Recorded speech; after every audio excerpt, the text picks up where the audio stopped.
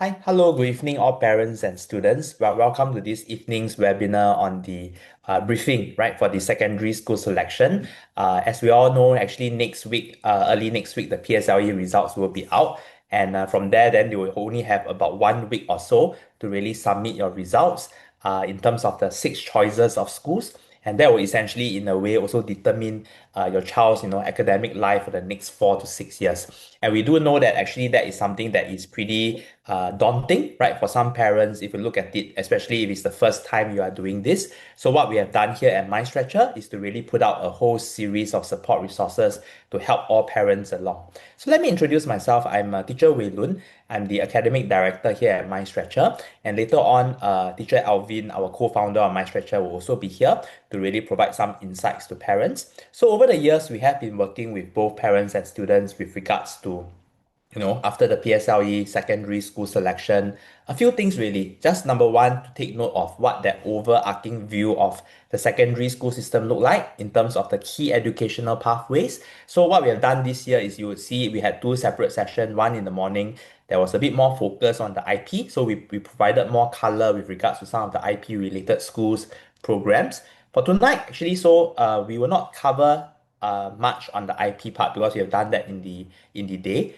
But what we will do is we will focus more in terms of the general education pathways, some things to note when it comes to school selection, key strategies, and also common misconceptions. So that's what we are doing. And as mentioned, also if later on I'll also show you the list of things that we are doing. This will be the start of several things actually that we are rolling out over the course of this week. So this is the very start, right? So over the course of next week, after you all have gotten your results, what we will do is we will have further score specific strategy workshops to really help guide everybody along in terms of looking at for each score range, right? What are some of the key considerations when you list your six choices of schools? What are some of the pitfalls to avoid? And some of those key considerations to try to maximize your chance of entering into the school that you want. So these are the things that we will be doing over the course of these few days, right? So it will be quite packed week, right, for everybody, and that's where we will see how we can best support everybody along this journey too, right? So with that, I'm going to share my screen, right, and then we will take it from there, right, in terms of the slides that we have done, right? So we will use that as the base for the sharing. So as you all can see here, right, so we have prepared a deck, right? And right here, actually, there is, like what we mentioned, we are starting with the secondary school selection briefing. Think of this as more of a big picture overview, right? So we are not really going to go down very specifically into like, specific school choices that much here. But really, this first point is, right before the results are released, having that big picture of the education system in terms of the different types of secondary schools, in terms of the pathways, and also in terms of some of the key things to consider as you go about prepping. And sure enough, actually, even though the results are not out, there are a lot of things that you can already do in terms of prepping and getting yourselves ready, and also your child ready as well, so that it doesn't also become a mad scramble when it comes to Tuesday and you get your results and everything gets going from there. So I will also talk about some of those leg work that you can already start right now. In fact, for those of you, if you have already started earlier, that's even better as well, right? At the same time, we'll also be sharing with you some resources, some tools and guides that here at MyStretcher we have developed to really help all students along. And when we mean all students, we mean it regardless of our own MyStretcher students and also those out of MyStretcher, because we do see that at P6, especially the PSLE milestone and that transition to Set 1 can be a very stressful time for everybody. And what we do here is really to see how we can better help ease that stress a bit, right? So, and at the same time, also just to note, do keep the session, questions going. So anytime that you all have any questions along the way, feel free to, just type it inside the chat and we will be happy to take that along. Okay, so that's the key part to also share with everybody, right? And later on, Teacher Alvin will be coming in and then he will also share his insights. Okay, okay. So just a quick introduction on my own profile. So myself, I have also mentioned. So I'm the academic director here at MindStretcher. For me, right? So I have benefited right tremendously from the Singapore education system too. So previously I was from Raffles. And actually, so what we do see is that, one thing to note is actually if you look at it in terms of the school pathways and everything, indeed actually you will see that the way we choose schools really will matter quite a bit. Because if you look at it, especially in the current context, the time where I was, right, and where maybe your parents are right now, has been quite different, right? It has become quite different compared to the landscape now. And I'll also be covering a bit on that, like how has that changed and what's the implications of that. Number one, the very first thing that has changed is that we are no longer on a T-score system. So we are not looking like, upon 300, how much do you get? That was during our time, right? And during your parents' time. But right now, we are on the AL scoring system, right? And what happens as a result of the AL scoring system, for those of you who are newer to that concept, is very important implications. And number one, actually, if I can share a bit right now on that, you will see that, there are more students with the same scores now, right? In terms of their total PSLE scores. So if you look at it that way, right? Last time, right, if you look at T scores, there's a lot of combination, right? You could have students who got 258, 257, 256. So just between 250 to 260, you see there's already so many variation, right, that is possible. But right now, you see that is very compressed. So if you look at it in terms of the total PSLE score range, in fact, if you think of it logically, right, it can only be ranging between 4 to 32. And that's all, right? So you no longer have a huge range of scores. You essentially just have this overall combination of either from 4 all the way to 32. That's it. So you can imagine how many more students, if you think of that, right? If you extrapolate from there, how many more students will have the same PSLE score, right? And that's all there is to it. In that, when the schools select students, that's all they can anchor on, right? To see who they want to bring in. And why do I bring that up? Is because right now, because of that, because the scores are less finely differentiated, the implication of it means that your choices of schools become much more important, right? It becomes much more crucial, I would say, that you make a strategic consideration on how you choose your six choices. Because why? And later on, I'll share a bit more on that as well. Tiebreakers will definitely kick in, right? So a lot of times, because like what I mentioned, many students have the same score and they're applying for the same schools.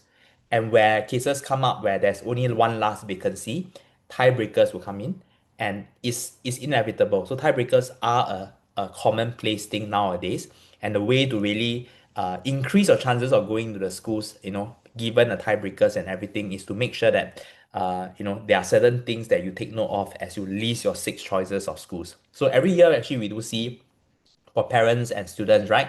There are a lot of common misconceptions as they list the six choices. And you the last thing that you want is to put the choices of schools in a way that wastes it away, right? Or does not do enough justice to your own score, right? And we do see that happen. So that's also why this is something that we think is important enough that number one, we'll do some score specific sessions on. And later on, I also give you all a link where after you have gotten your results, it will be helpful if you can also help to put in a scores there, right? And don't worry, we are not going to share any of that details. It's not a personal detail.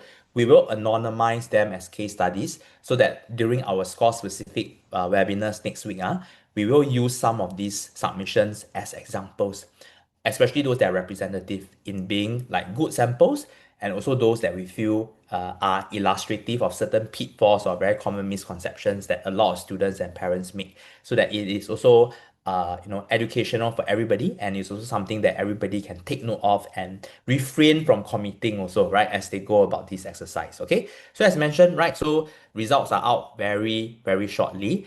And the part here to take note, right, is that as we work towards that, you can already do a lot of things already. And so what are the things that you can already start to do? I will talk about that, right?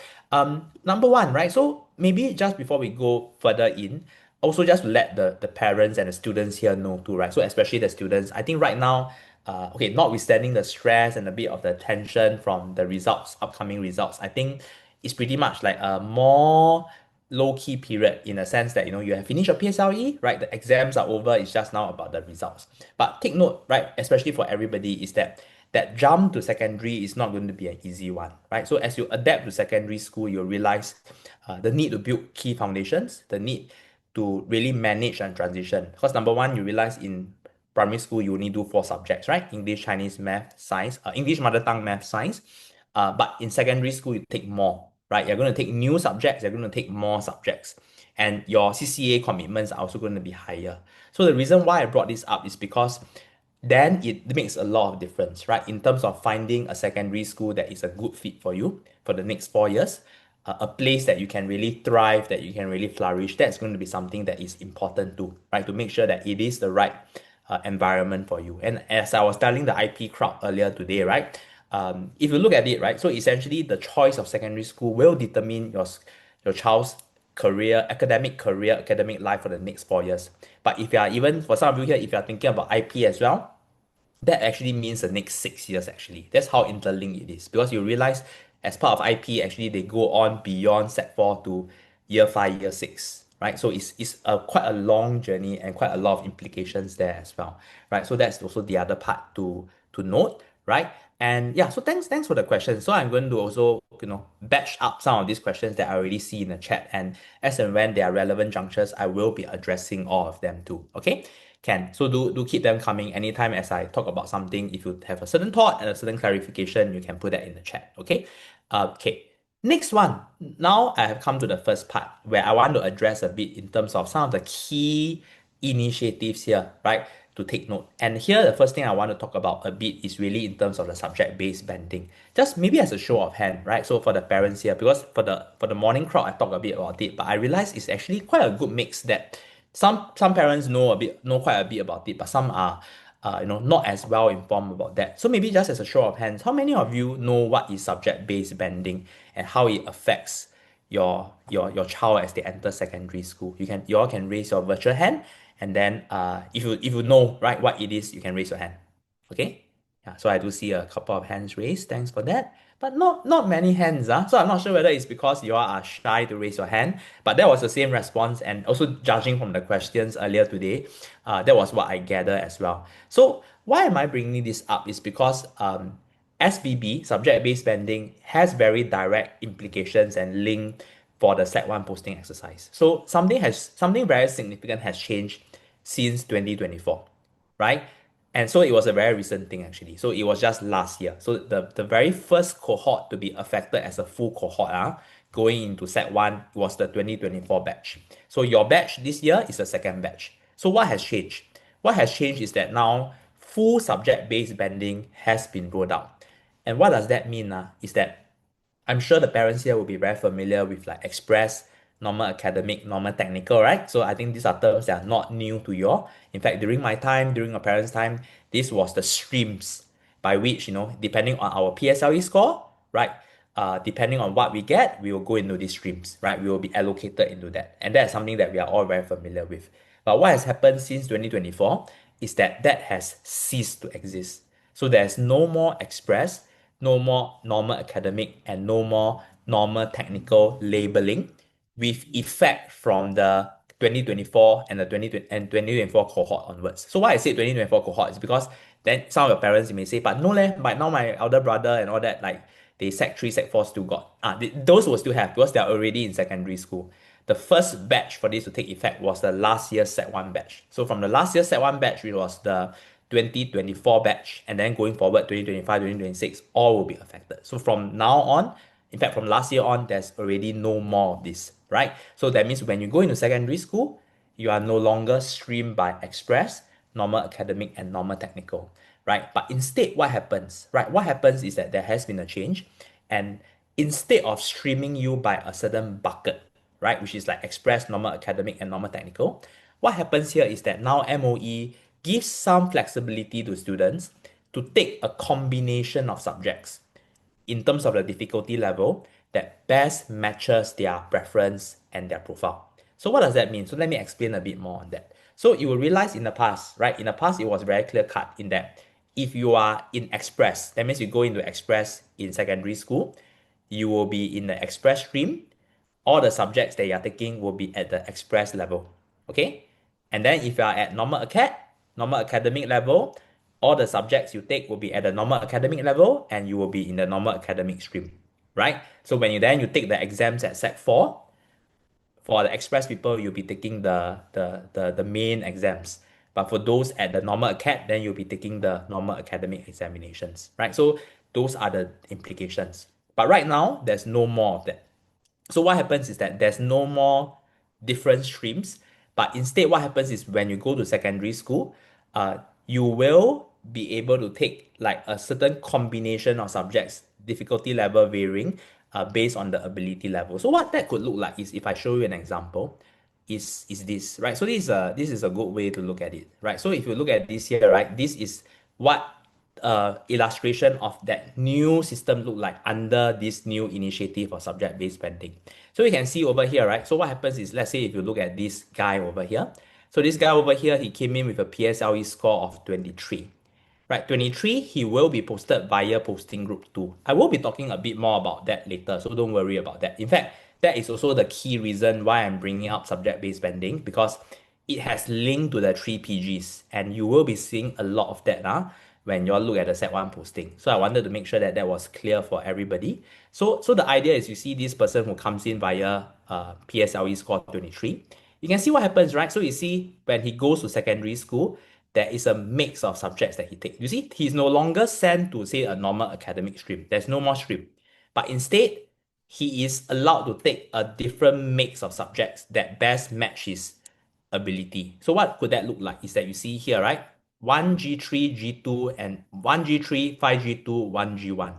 You may ask me, what exactly is this G3, G2, G1? So I'm going to just touch a bit on that as well. The G3, G2, G1 maps to the level of difficulty of a particular subject. So the way to think about it is like that. So when you go into secondary school, if you are taking a subject at the G1 level, the G1 level actually is the lowest difficulty level, right? In fact, you can think of it, if you want to think of it very simplistically, it's like the equivalent of the normal technical last time, right? So it's the simplest level for that particular subject. G2, I would say, is more intermediate, is in between, right? That means it's not the easiest, it's in between, right? And that will be the equivalent of the normal academic in the past. And G3, you will say, is the highest difficulty level, and that is pegged to the express level difficulty of the past. So you can think of it for every of the subject that you take, English, math, science, and so on, there will be this pegged to that, right? A G1 level, which is the simplest, the G2 that is in between, and G3 that is the hardest, right? So with that in mind, you can think of it as different subjects have all these different pegs to it, right? Students are then allowed to customize and adjust the difficulty level of the subjects that they take. So for example, you see this guy that I was pointing your attention to just now, right? So you see he came in with PSLE score 23. In the past, what would have happened is MOE would have just put in, through the posting exercise, he would have just gone into, say, like a normal academic stream, right? But right now it's different, right? So the stream, the label is removed. He just goes into the school, but in place of being put in a stream, he is able to choose a mix of subjects of different difficulty level. But because for him, if you look at it, he's at the posting group 2, most of the subjects that he take will be at the G2 level. That means not too simple, not too difficult. That's how you can think of it. But guys, you all can see over here, the interesting thing is he was allowed to take a G3 subject. Why is that so? Is because he has demonstrated that proficiency in that subject. So what it could look like is this. For example, the 5G2, it could be that, he's taking G2 for math, science, mother tongue, etc. But he has shown really good ability in English, right? So he showed, like, based on his PSLE performance, for instance, that he's really strong in English and he's capable of doing it at a G3 level. So that's why he's allowed to take that subject at a more demanding level. So this is what I mean by a mix of subjects, right? And that's essentially the kind of philosophy behind subject-based spending. That is, we are slowly moving away from just putting people in buckets, right? We are doing away with the labels and the buckets, but instead we are allowing them to go into the school to try to customize or adjust that combination of subjects that they can take in accordance with the difficulty. And that will be better, more appropriate in terms of developing their strengths and specific, interest areas and abilities in a different subject. So that's how we think about it, right? But one thing to note very practically is, of course, usually you will see some of these variations will happen more at the PG2 and this area. But if you are going in via mainly G3 level, most of the time, most of the students will be taking all the G3 subjects at that G3 level. But G2 is usually the one where you see a mix, right? So where people go in via PG2, that is where the mix can happen. And then they can take a mix of, like, say, G2 and G3 subjects. So that's usually how it works. And now with that in mind, right, I also wanted to highlight a bit, which is some of you may wonder, right, why is it that tonight's webinar is called SEC, right? Like last time, didn't we call it O level, right? So you think of it like, isn't it like O level, right? Sec 4 is O level, right? Then how come now we call it SEC?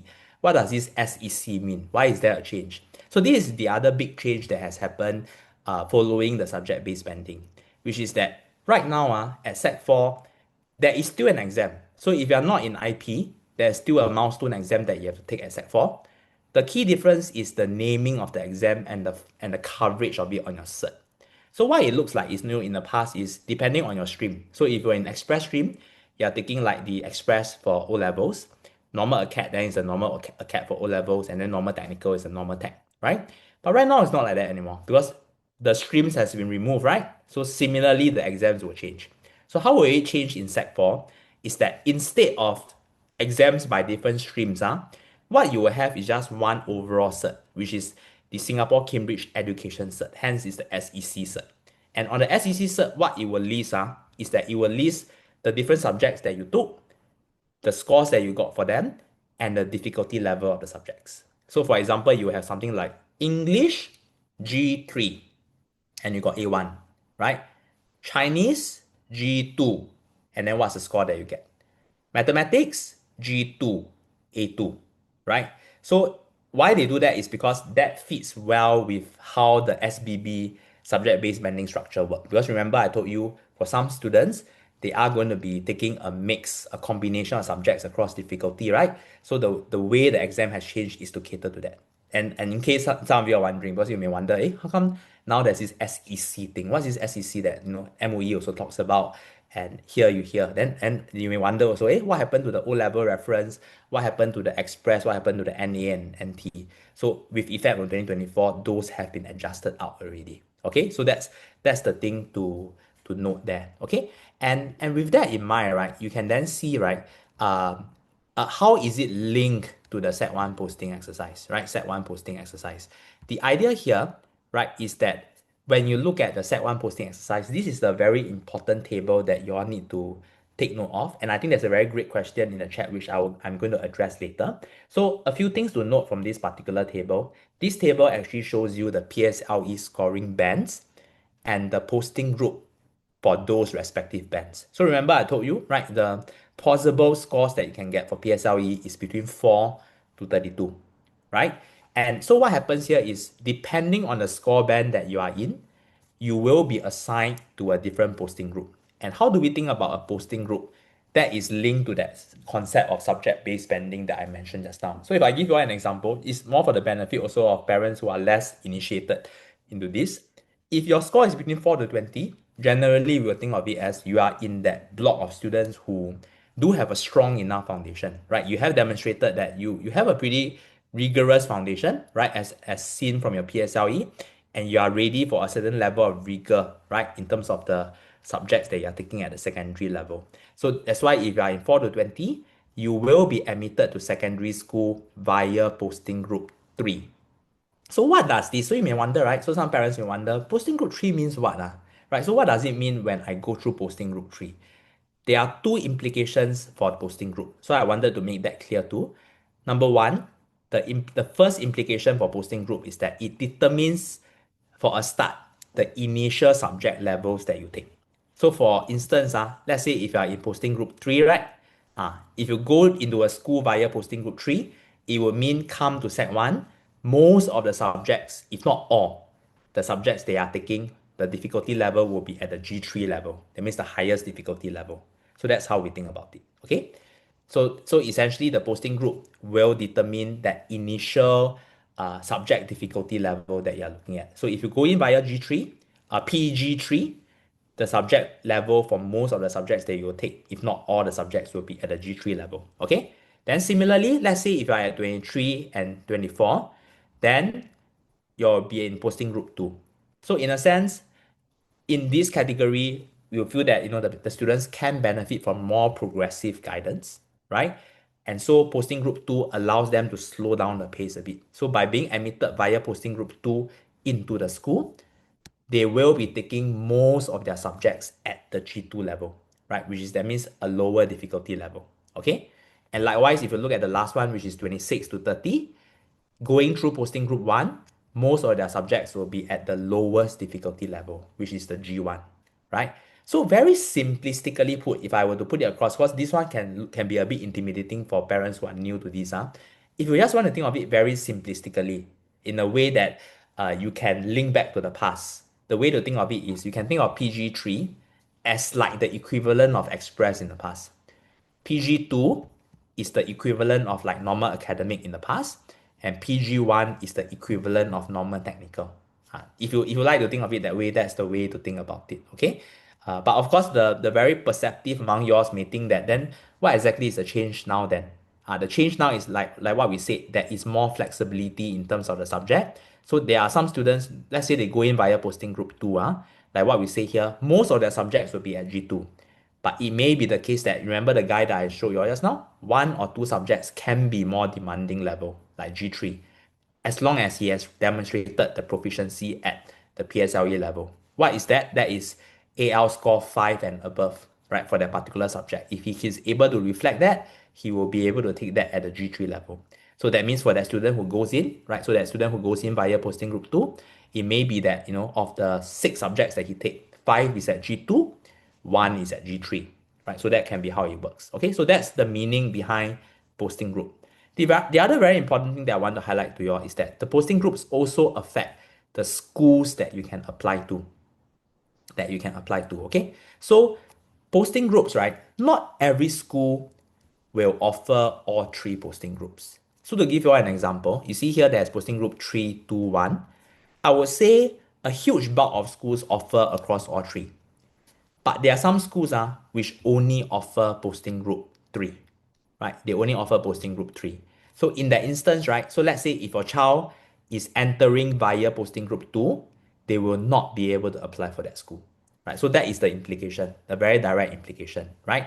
Later on, I will show you all via our tool and via MOE School Finder how you can see that information, right? But it's very important because you realize you cannot apply for that school, right? And let's say if you're going through via posting group 2, then you cannot apply for schools that only have posting group 3, right? You need to apply for schools that also offer posting group 2.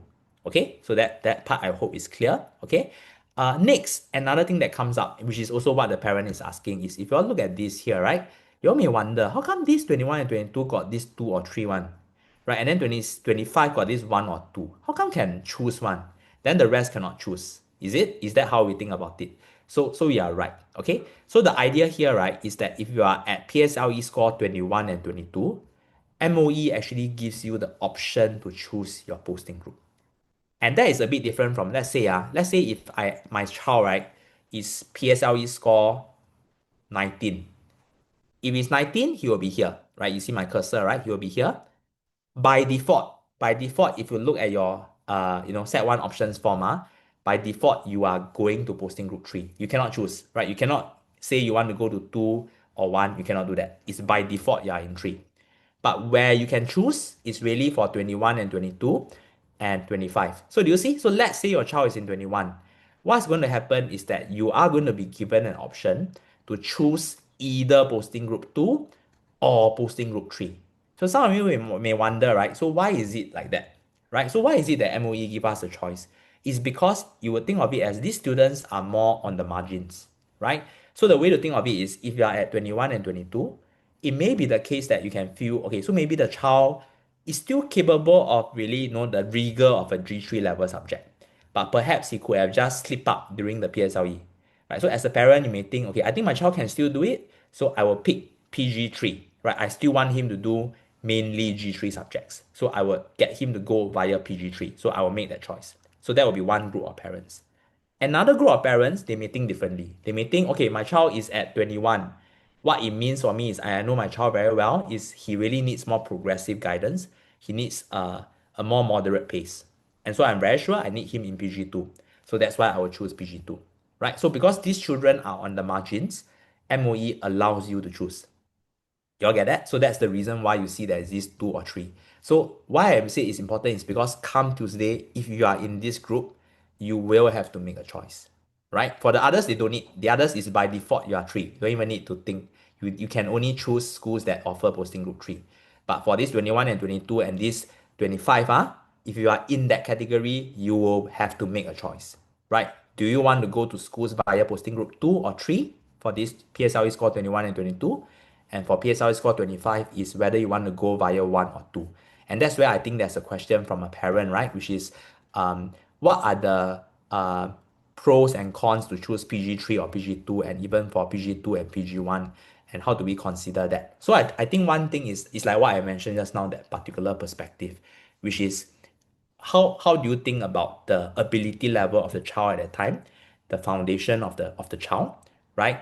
That's one consideration, right? So if you feel that the child probably in terms of the foundation from primary school is probably not as strong, it's a bit shaky, and that you also consider the transition to secondary one, it could make sense that the child goes in via a G2 level, right? That's one.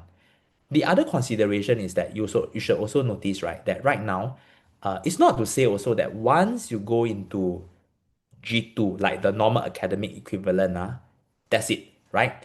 The thing I must highlight here is the other consideration, which is very important, is that even if you go in via PG2, right, and you go to secondary school and most of your subjects are at the G2 level, now there's the flexibility in that if you prove your proficiency, that means if the child through his tests and exams and like Sec 1 and all, if he demonstrate that he can do very well, what is going to happen is that the school will allow the child to go up to a more difficult level. That means you see what happens is he goes in via PG2 and he do G2, right? But if he shows that he can learn well and he can do well, the school will allow him to be promoted to a G3 level subject.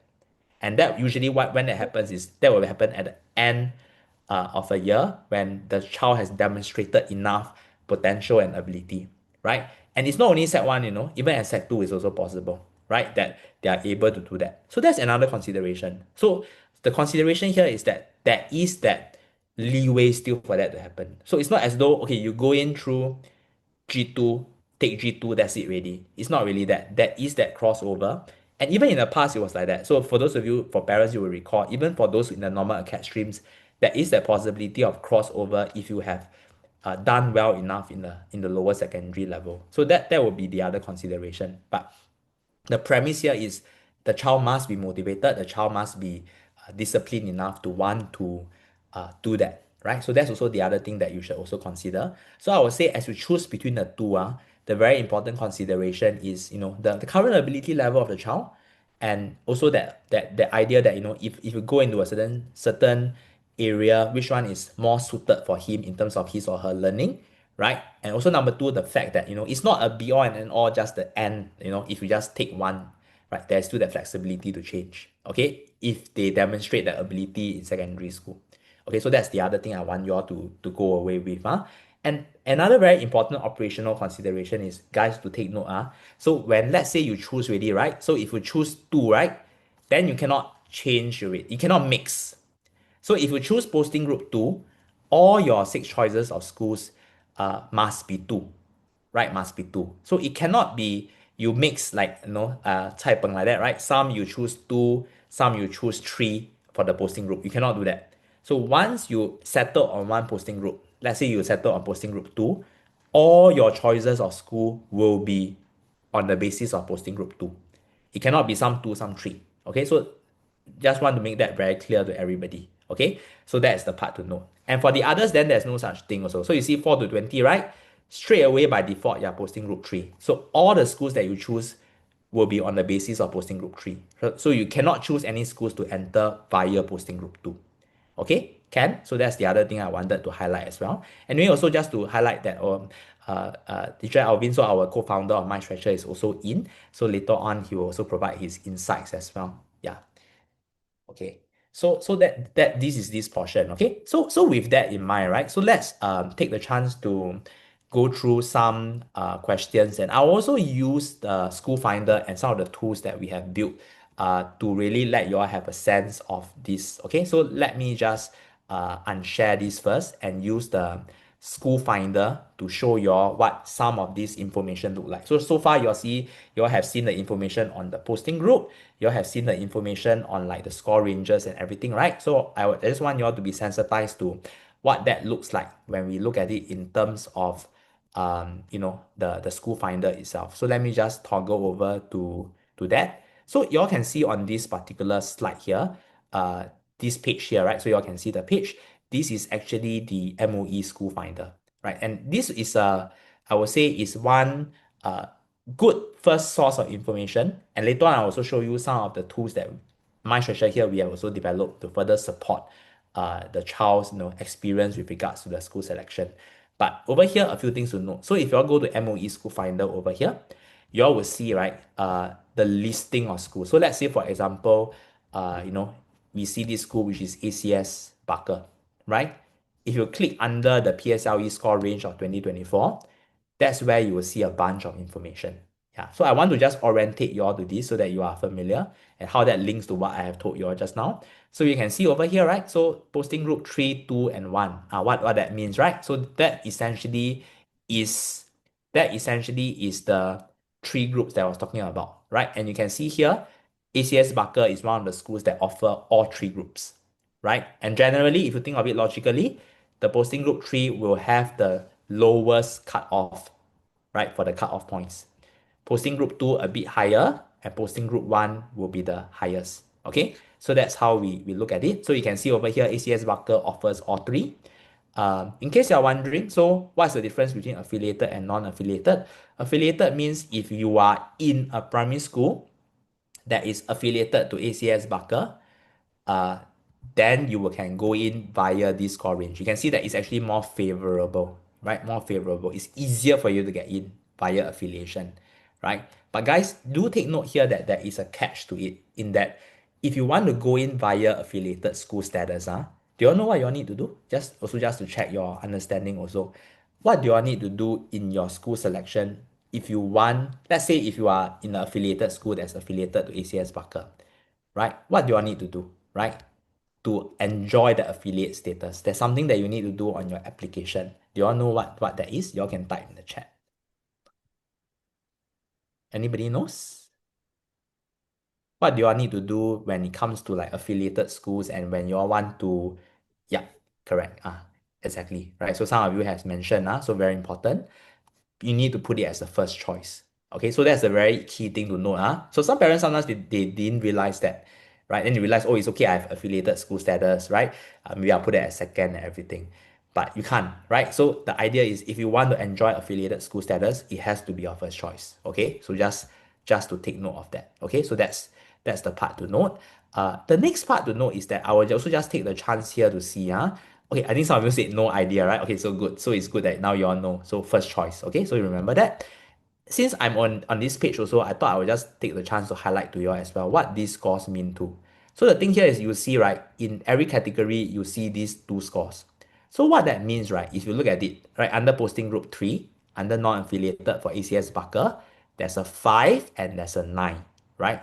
So the important part is actually this is a very critical part in that this is what we call as the cutoff point for posting group 3 from 2024. So the important thing to note is that all this data is from last year's data, the PSLE score 2024 data. PSLE score 2025 is not out yet because it is dependent on all of you, right? And the choices that you make. So another thing that I want to clarify is that sometimes students and parents have this misconception, right? That these scores are set by MOE or these scores are set by schools. So that's not how it works. So actually the better way to think about it is you can think of this almost like the marketplace like that. So like let's say you all go to the market, you all buy a watermelon, right? The price of the watermelon is affected by how many people want the watermelon and how many watermelon sellers sell the watermelon. It's the same thing actually. So if you look at a school, right? The score here is actually determined by how many people want to go into the school versus the number of places that the school can provide. And generally, the more competitive the school is, the lower this score will be, right? And from year to year, that could change depending on this demand and supply. So that's the better way to think about this, okay? And what this tells you then, right? So if you look at it, this particular score here is the cutoff. What this is the score of the very last student last year who entered the school. So you can imagine ACS Barker, they have this number of places, right, for posting group 3. So one student enter, another enter, and finally we are at that very last place before the gate closed. So that very last student that entered before the gate closed, what was his PSLE score? It was 9. and that will be the cutoff for ACS Barker. So that's how that is determined. Okay. The next one is you can see what is this 5. This 5 here is the score of the very best student who entered into the school. Right? That means the top student, the first one that entered in on the basis of the best score. That best score last year was a 5. So that is that best score. So that's how we look at it. And generally, the way to think about it as we go about school selection is this cutoff point here. This one is a very important reference point. The reason for that is because from year to year, you will see that this cutoff point typically does not change that much. So usually from year to year, we are looking at a variance of about plus minus 1 or at most plus minus 2. And usually, if anything, it trends downwards. That means it becomes lower rather than it get higher for some of the schools. So you will see this then becomes a good reference point um, based on last year's data. But one thing to note also is that, and later we'll share a bit on this, is that last year was also, in a sense, a more anomalous year, more exceptional year. Why? Because last year was the dragon year. So in the year of the dragon, actually, it was a quite different in that there was a bumper crop of students, much larger cohort compared to other. So you can think of it as, like just now what I told you about the demand thing, right? So you can think of it as that year there's a lot more students who come in. But it's also not true that then all schools saw a drop in their cutoff. Because how you think about it is that you can see then this flow of students, there are certain pockets that they went into, right? So it's not all schools, right? They went into certain pockets, and in those pockets, that's where you can see the score trend down a bit more. So that was an interesting year from last year, actually, right? But generally, in any year, as you go from year to year, you won't expect as much fluctuation. So if there's fluctuation, it's also on a plus minus 1 and most plus minus 2 basis. And I can also tell you, usually, if you look at the most competitive schools at the lower end, those schools actually don't change as much, right? Yeah, they tend to be very stable already. But last year there were, because of what I mentioned about the year of the dragon, there were a few notable exceptions, right? For example, like RGS and all that we also can talk a bit more about, and also in our score consult sessions later. Okay, yeah. So this is how we read it, right? And later on, hopefully that was clear for everybody. And based on that, actually, then is about further looking at that in terms of the strategies and everything. Okay, so let me just now take the chance to see whether all the questions in the chat. So there's quite a couple to address them. Okay, so one, right? So one question in the chat: the 5 to 9, does it reflect DSA score? Yeah, so it does not reflect that, because remember, the DSA people got in on the basis of DSA, right? They don't get in on the basis of PSLE score. In fact, I can tell you some of the DSA people is via the talent domain. So the fact of the matter is that their scores can be a lot higher also compared to the cutoff here. In fact, they can be getting 15 or 16 and they can still get in because they have already gotten in via DSA. So it does not factor in a sense, the score of the DSA person, right? This is the score based on the posting exercise for people involved in that. Okay, so that's that particular part. Okay, yeah. So that's one question. The next question. Okay, so let's take a look at the other questions. If we are offered G3 and G2, is there an option on the form that we are selecting G3? Yes. So for this, so let me show you. So essentially, right, when you look at the set one option form, I will toggle to that. This is a sample of what it looks. And you all can see over here, if it's very clear cut, you are in those groups that are very clear cut. In this case, for example, you see it's very clear cut, then you don't need to choose anything, right? You will just need to know, okay, you are in posting group 2. And the implication of that is then all the schools that you choose must be via 2. Okay? The only exception is like what this parent asked. So if you have like those particular 2 score ranges that I showed you just now, right? PG3 and PG2, then that's where you do have to make the selection. So when you go and key in the option online, you have to make that first. In fact, that's the very first thing you need to do. Settle on which one you want to go in, PG2 or PG3. Once it's settled, then you put down your school list. You have to do that, right? In fact, if you don't, right, what happens is by default, so you may wonder, what if I don't? I don't go and put in something. They will give you the more rigorous of the two, right? So instead of G3 and G2, they will give you the PG3 one, right? So it becomes a default, right? Okay, so that's how it works, okay? So this is in response to the parents' question on if it's PG3 and PG2, do you need to indicate the option? So yes, there is a place for you to indicate the option, okay? Yeah.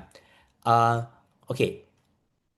Okay, so Okay, for Safwan, okay, so you also mentioned about the score.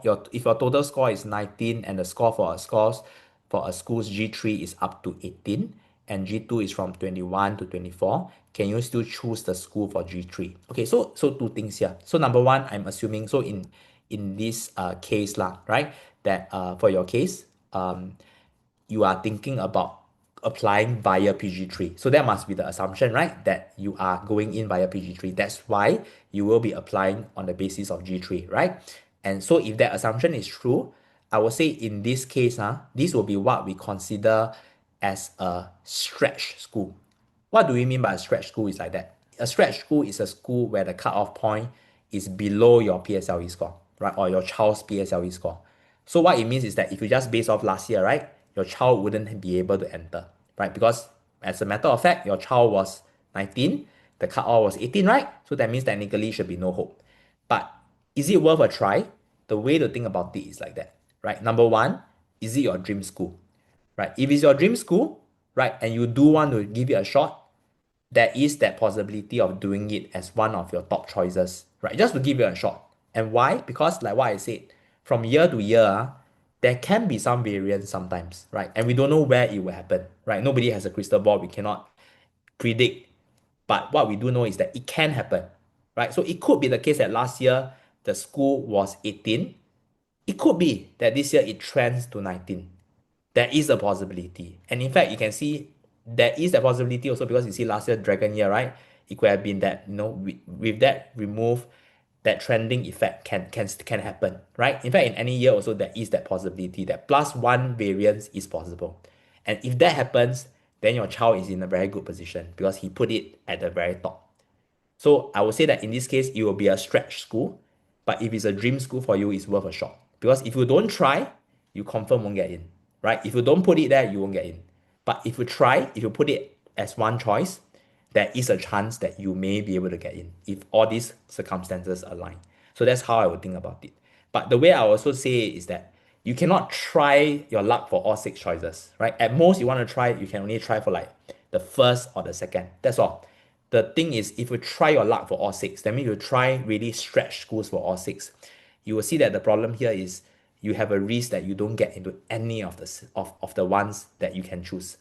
And if you don't get into any one, right, then MOE will choose for you, right? So MOE will just randomly allocate a school to you, considering your residential location. And that is definitely something that you don't want because what we do feel is you have enough choices to work with to control your own fate in that sense, right? So the last that you want is really a case where you don't get any of your choice and you just live with what MOE give you. So it shouldn't be the case, right? The objective of the whole posting exercise is that you have a control within the list of schools that you have.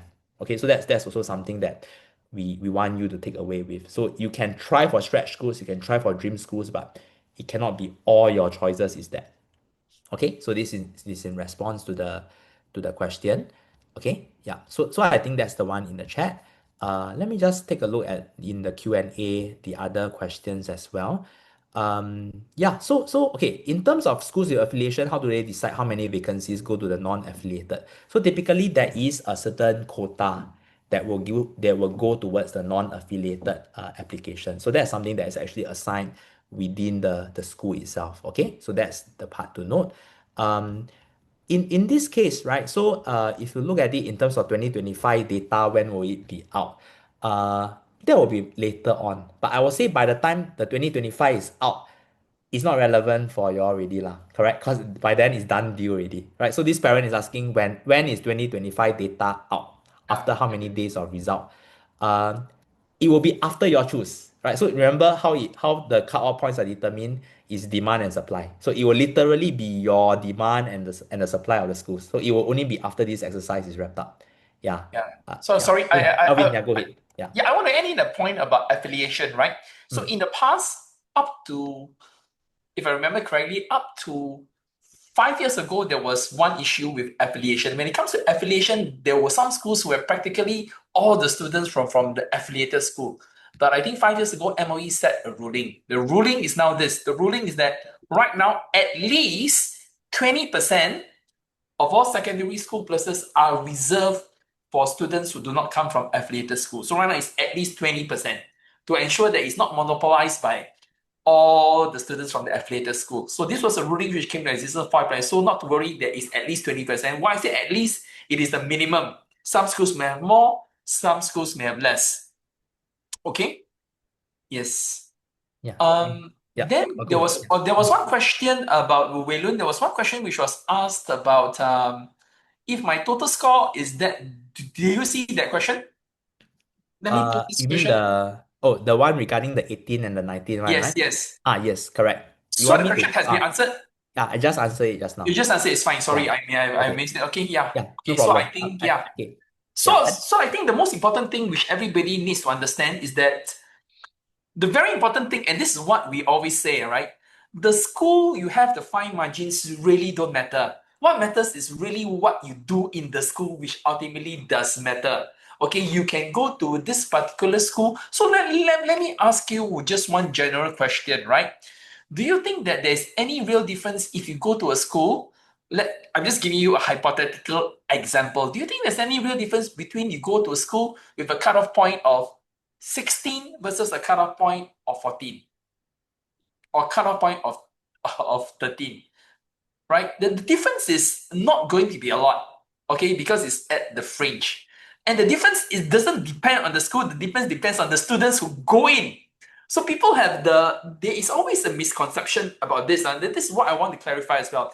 There's always a misconception that if a school has a cutoff point of, let's say, 12, it is better than a school with a cutoff point of 13. Does it really mean that way? The answer is no. Okay, the answer is no. And this is dependent on the last student that gets in. So the cutoff points do not determine how good a school is.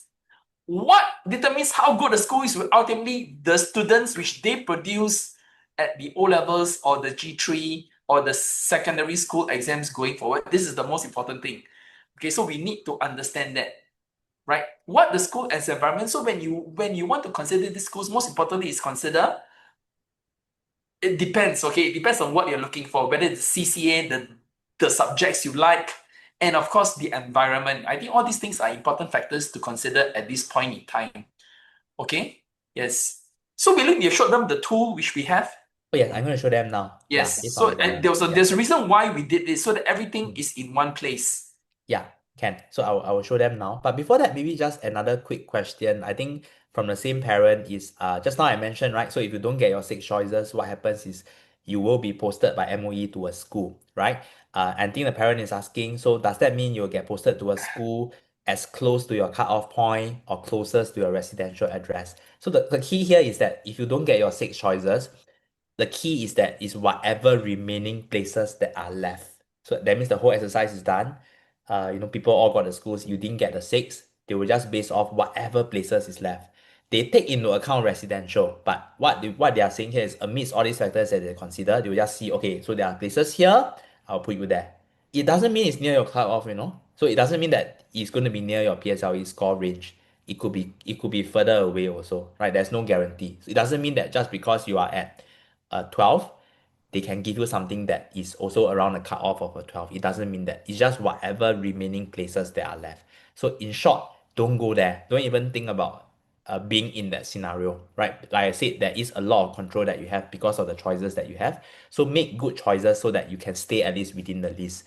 So there's no need for you to go to this worst case scenario, right? Okay, Okay. so that's Thank you. that's the thing to know. Yeah. Okay, I want to answer this question which I posted again, right? Mm. Where can we see the data of each school year on year O-level results? The data is important. We totally understand this data. Unfortunately, this data is private.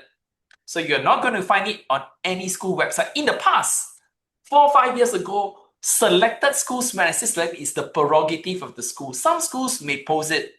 Okay, but right now, even when it comes to the polys and A levels, right, they don't post the results. I believe it is a directive by MOE not to post the results, so as to avoid excessive comparison. So right now, you won't see, in the past, you find some schools posting, but right now, you won't see them anymore.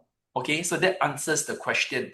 Okay, now before Weilun takes over about the tiebreaker, okay, we don't talk about the tiebreaker. So I'm glad you all come. So just invite everybody to come so that at least you have a better idea. Because one of the reasons why we conduct this seminar is because a lot of misconceptions. So we want to help as many people as possible. Okay, let's analyze this question. Okay, everybody take a look at the question there. If school A has only one remaining place, which student will be admitted? Student Tom, who scored 9 in the PSLE, listed school A as his sixth choice. Student Jerry, who scored 10, listed in the PSLE school as first choice. This is a very good question, very, very common question. And a very important question which causes many people to make wrong choices. Why? Because people tell them otherwise, teachers tell them otherwise. There is only one answer to this. So I want everybody to put in your answer. I want you to think about it. This is a very, very critical question. Put in your answer. I want us to see the scores. Student 1 or student 2? Okay, we see many people putting student 2. Let me give you now another example. If I want to take it to extremes, okay? If I want to take it to extremes. Okay, so I tell you how the computer system allocates. Everybody clear? So how the computer system, after listening to me, now you think about what is the correct answer. The computer system allocates this way, whether it's the old system or the new system, same. They start off with the top student in Singapore. Okay, in the past, it used to be the PSLE score, P score, right? Right now, no. It starts off with all the PSLE score 4.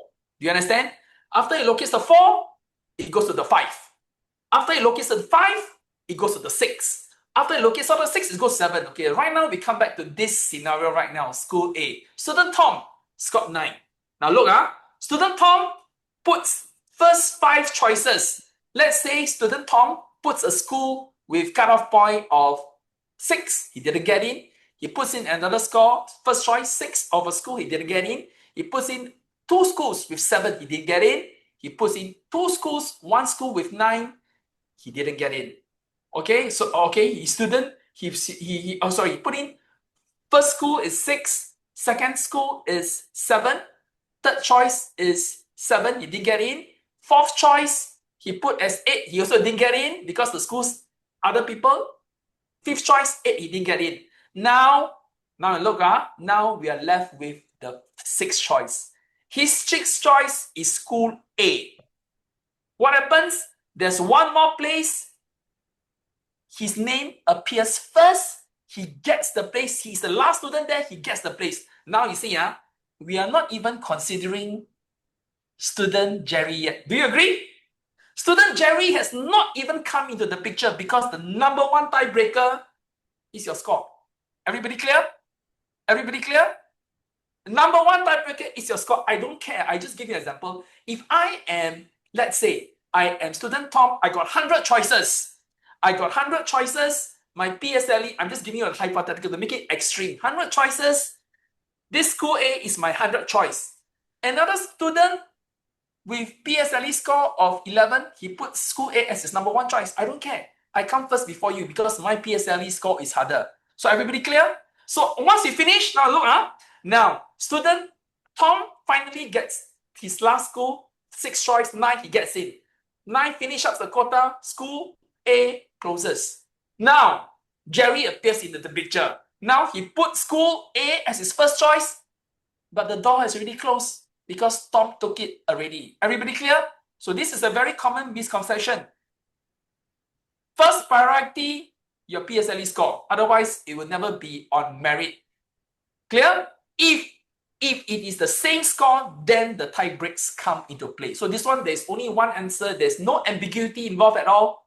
Tom will get the place because his score is lower. Okay, clear? Then, if the scores are the same, then the tie break will come into place. Let's change the scores a bit. Let's say student Tom, 9. School A is the 6th choice. Student Jerry scored 10. Okay? Sorry, scored 9 as well. It must be 9. 9 as well, and he puts it not as his first choice, but as his 5th choice. Okay, assuming that there are these 2 students competing for the place, Jerry will get it because Jerry ranked this school higher. Now, this is a function of the new scoring system. In the past, your school ranking does not matter, how you rank your choices. But under the new scoring system, how you rank your schools matter, but only if the scores are the same. Everybody clear? This is a very important point because many students and many parents make the mistake. They always think that priority is given the first choice. It doesn't work because if this is true logically, then you can have, let me give you an example, then you can have a student with 8 put maybe put Hwa Chong or ACS RI as first choice and they expect to get it above students who get 6. The logic is not correct. Everybody clear? So this applies to everybody. So we start off with the 4 first, 5 first. So when you go in descending order, it is very clear who gets allocated first. It is based on number 1, your score. Why? Basis meritocracy, based on merit. Okay, clear? Yes. Yes, Weilun? Yeah. Yeah. Okay. So I think there's some follow-up from there, but maybe I'll just summarize a bit of what Alvin has mentioned, which is essentially the tiebreaker part. So just remember, first and foremost, the most straightforward way to think about it is posting is processed based on merit. The one who does better in the PSLE will always get first dibs on the choice, right? But putting that aside, let's say two students are fighting for the same place in a school and they both have the same score and they are applying for that very last position in the school. So only one position left for both students. Then that's where the tiebreakers come in. And the tiebreakers, I think some of you are very interested in that, right? To be clear, there are three tiebreakers that will be exercised in that order. The first tiebreaker itself is actually a citizenship tiebreaker. So I think some of you were asking about that as well. So let's say, for instance, you have two students, same score, right? So maybe same AL score of 8, right? So same, merit-wise is the same. And then they apply to a school. The first tiebreaker actually is citizenship. That means if a student is a Singapore citizen versus another student that is a foreigner, the Singapore citizen will be the first to get access into that vacancy. So that's the first. But then now let's say, for instance, you have two students, both PSLE score 8, both Singapore citizen. That's where that second tiebreaker comes in. And what's the second tiebreaker? That will be the choice order. The choice order. So the choice order on the list of 6, where do you put it? So let's say the student A put choice 1. Student B put choice 2. The one who put choice 1 will get it. Okay? So that's how we look at it. Then finally, the last part that y'all are mentioning, what if both are PSLE score 8, both are Singapore citizen, both put it as choice 1, right? So then that will be left to just random balloting already, computerized. That means the one will really be heng sui already, right? Because there's no other ways to break the tie in that sense. So that's how it works essentially. Yeah, so that's how you can think about it, okay? And okay, mother tongue, let me show you a slide so that y'all can look at that. Okay, so I have a Okay. slide on Yeah. on yeah. So Go while ahead. Weilun is talking about the mother tongue, I just want to emphasize the point. Mother tongue is only relevant if you are taking Chinese higher mother tongue. So unfortunately, if you take Tamil, if you take Malay mother tongue, is of no consequence. Everybody clear? Okay. So number 1, it's only relevant if you take higher Chinese mother tongue because of the legacy system, the way the schools work. They have SAP schools, and it only matters if you are applying to an SAP school. That's the first principle. So all other mother tongues not relevant. Okay, your PSLE score is your score with the mother tongue if you are applying for a sub score. That's the first question I answer. Second question I'm going to answer is, what about DSA students? DSA students, their scores are not here. So let me give you one example. Okay, I'm just giving you, because every year we help a lot of students get DSA, so we see the whole system, and we have been doing this. I've been doing this ever since DSA first started in 2004. So we have helped actually thousands of students get a DSA process, and we're intimately aware. So let me give you one simple example. DSA student. Okay, so under this scoring system, I'm just giving you one example. So my question is now this. So everybody listens to my question carefully. I got in DSA through one school. Okay, so you listen. I'm just giving you a hypothetical scenario. I go in through this school. Okay, so this school, I got into the DSA confirmed job, I accept the offer. Now, the question is this. The cutoff point for this school is 10 for this year's PSLE. Okay, this student has 20 for the PSLE. Okay, now clear? He got a DSA place, he accepted it, and and and as it turned out, this school cutoff point is 10 for this year PS, and this student has 20. So I want to ask everybody, will the student still have its place? Type yes or no. Okay, because this is the important question which everybody needs to know. Okay, I see a variety of answers. Yes, no, yes, no, yes, no. The answer is yes. Because the whole idea of getting a DSA is not to look at your PSLE score on one criteria. The criteria is that you must qualify for G3. Okay, so whatever it seems, so they will say that, okay, you have a place, but depends on which stream you apply to, because some DSA is actually for G2. There are. Okay, some is for G3, so it depends. So once you get the letter, they'll say that your place in this school is confirmed, provided you get within a score of 4 to 20. So clear? Anytime you score 4 to 20, the place is yours. You don't need afraid. Now the question is, what happens if you don't get 4 to 20? Now, this will ultimately depend on the prerogative of the school already. Okay, yeah, clear? So everybody needs to understand that. So DSA has no relevance at all in the posting scores. It's not considered. So for those of you who have DSA, this is what DSA is going to happen. If you get DSA, you already have DSA. Some of you may have DSA.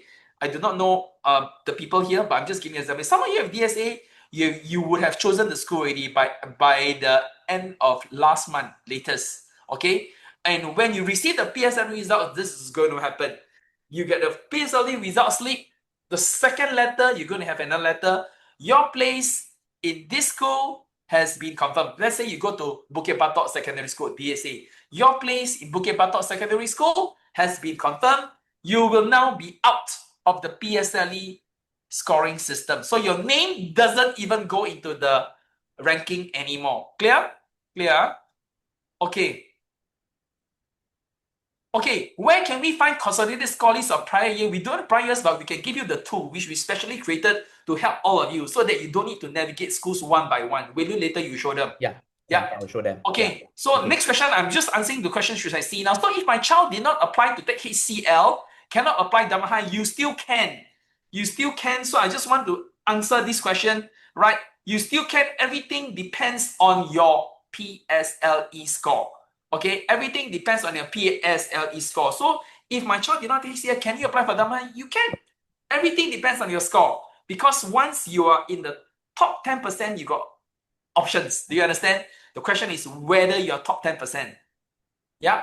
So I'm just showing you some ideas. So if we take higher mother tongue, the scoring won't matter. It won't matter. Now listen carefully. Important question. So if my child did not take HCL, so if we take higher mother tongue, higher Malay, ML Malay, right? The scoring won't matter. You're absolutely right. Higher Malay has no relevance to your school selection because unfortunately the SAP schools are only Chinese based. This due to the way society has evolved. Okay, so the SAP schools, Chongqing, Catholic High, Nanyang Girls, Hua Chong, a couple of these. Okay, there's a whole list, and be aware. So yes, if you take higher Malay, it has no relevance. It only has relevance if you take higher Chinese, and only if you're applying to a SAP school. Okay, it has no relevance to non-SAP schools. Fine. Okay, yes. Anything? Is there conditional DSA? The only condition is that you meet the score range. That's all. So if you're going for the express stream, you must get 4 to 20. If you meet this criteria, the score is yours. Yes, so SAP schools is only relevant Nanqiao, Nanhua, higher Chinese score, then your tie break comes into play. Okay, we look back to you. Yeah, can. So guys, regarding the higher Chinese, right? I think this slide actually nicely encapsulates what Alvin is talking about. So as mentioned, for higher mother tongue, in terms of conferring an advantage, it will only be specifically for higher Chinese and specifically for entry into SAP schools. So not for other schools. And the context to that is that SAP schools are the schools that places premium in terms of, be it like Chinese culture, Chinese proficiency and everything. That's why there is that legacy consideration there. So how it works, so to your questions, right, is that some of you are asking, okay, if I don't take higher Chinese, does it mean I cannot get in? So you can see from this picture quite clearly, right? So if you look at it, the first two dudes, right?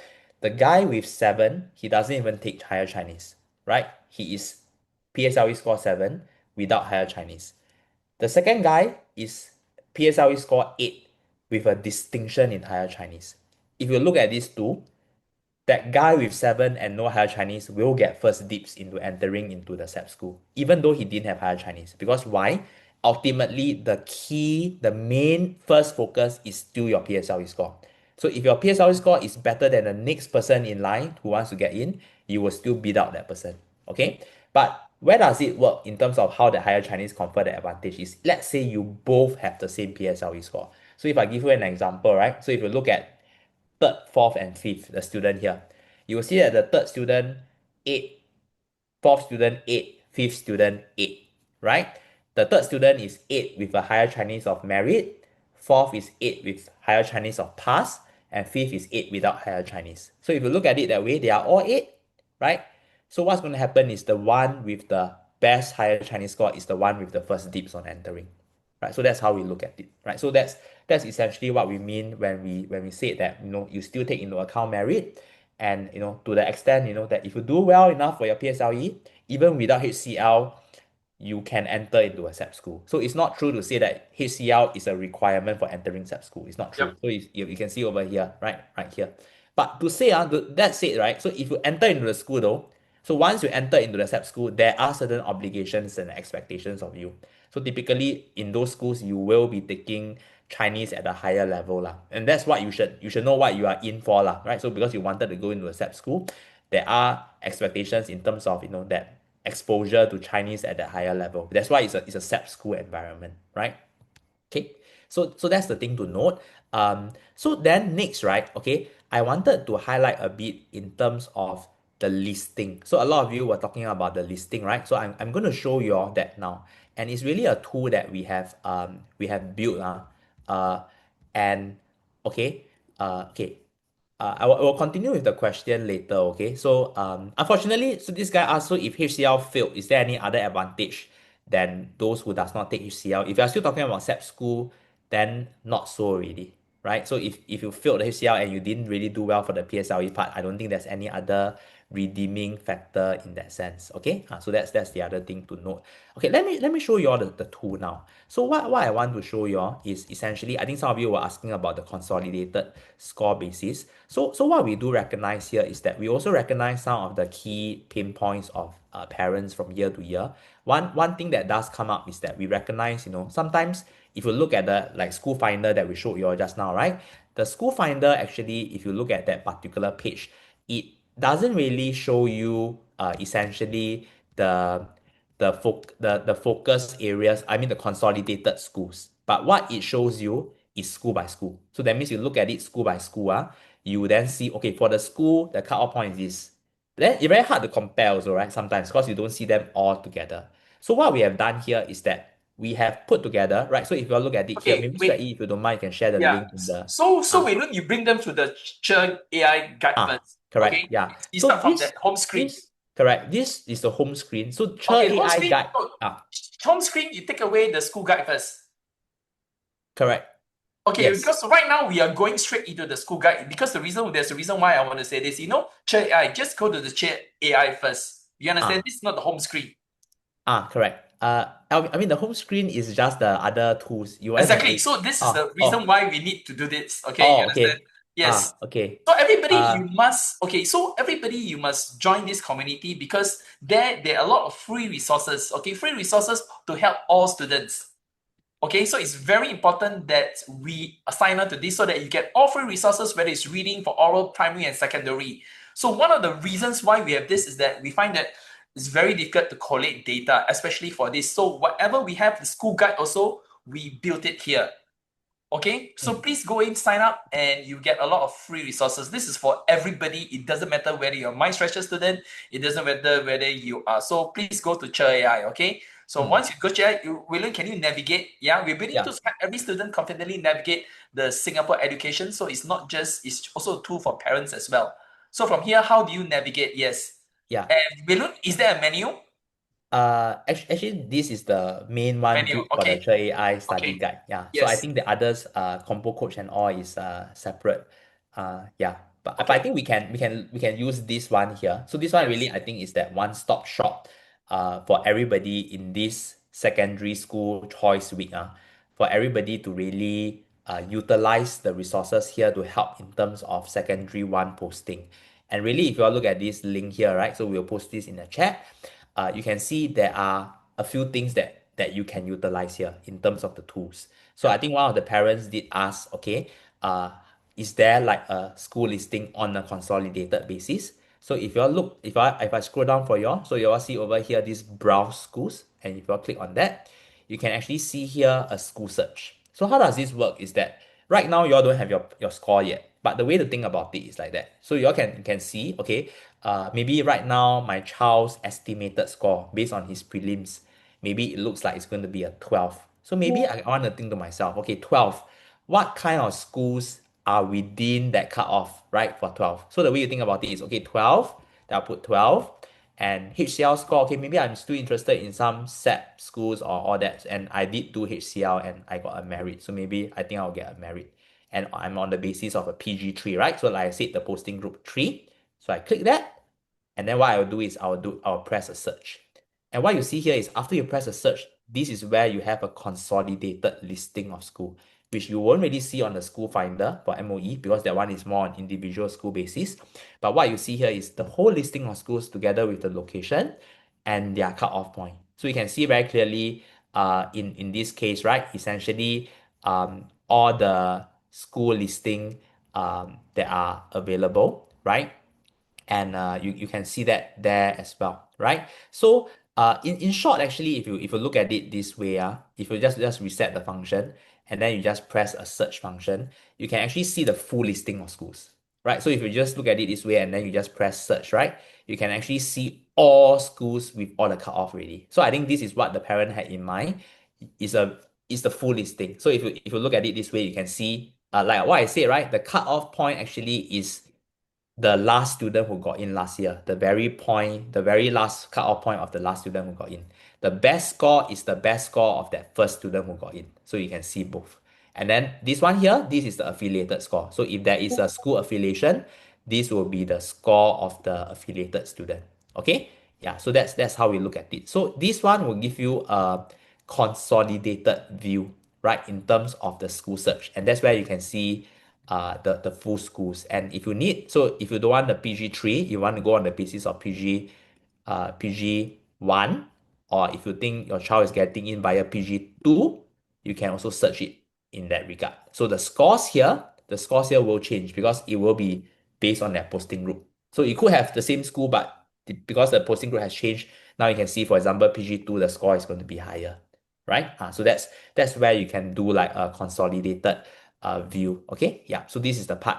Uh, so this is the portion to take note. The other thing to take note as well is that besides this, you will see that we also have another tool that we have put in place, which is this thing called the draft selection, right? And the draft selection, if you all look at this, right, and you click on the link, you all will see here under the draft selection, that's where, right, and we would strongly encourage that when everybody got your scores and you have decided on your choice of schools, do key in here. And how does that help everybody is because you all would know actually next week, come next week, we will be doing score specific strategy webinars. That means we will have one for like say 4 to 6, 7 to 9, 10 to 13, etc., etc. And the reason why we are doing so many of that is because we do recognize that there are score range specific considerations, right? That could differ from score range to score range. That's why we are doing those webinars for these different groups.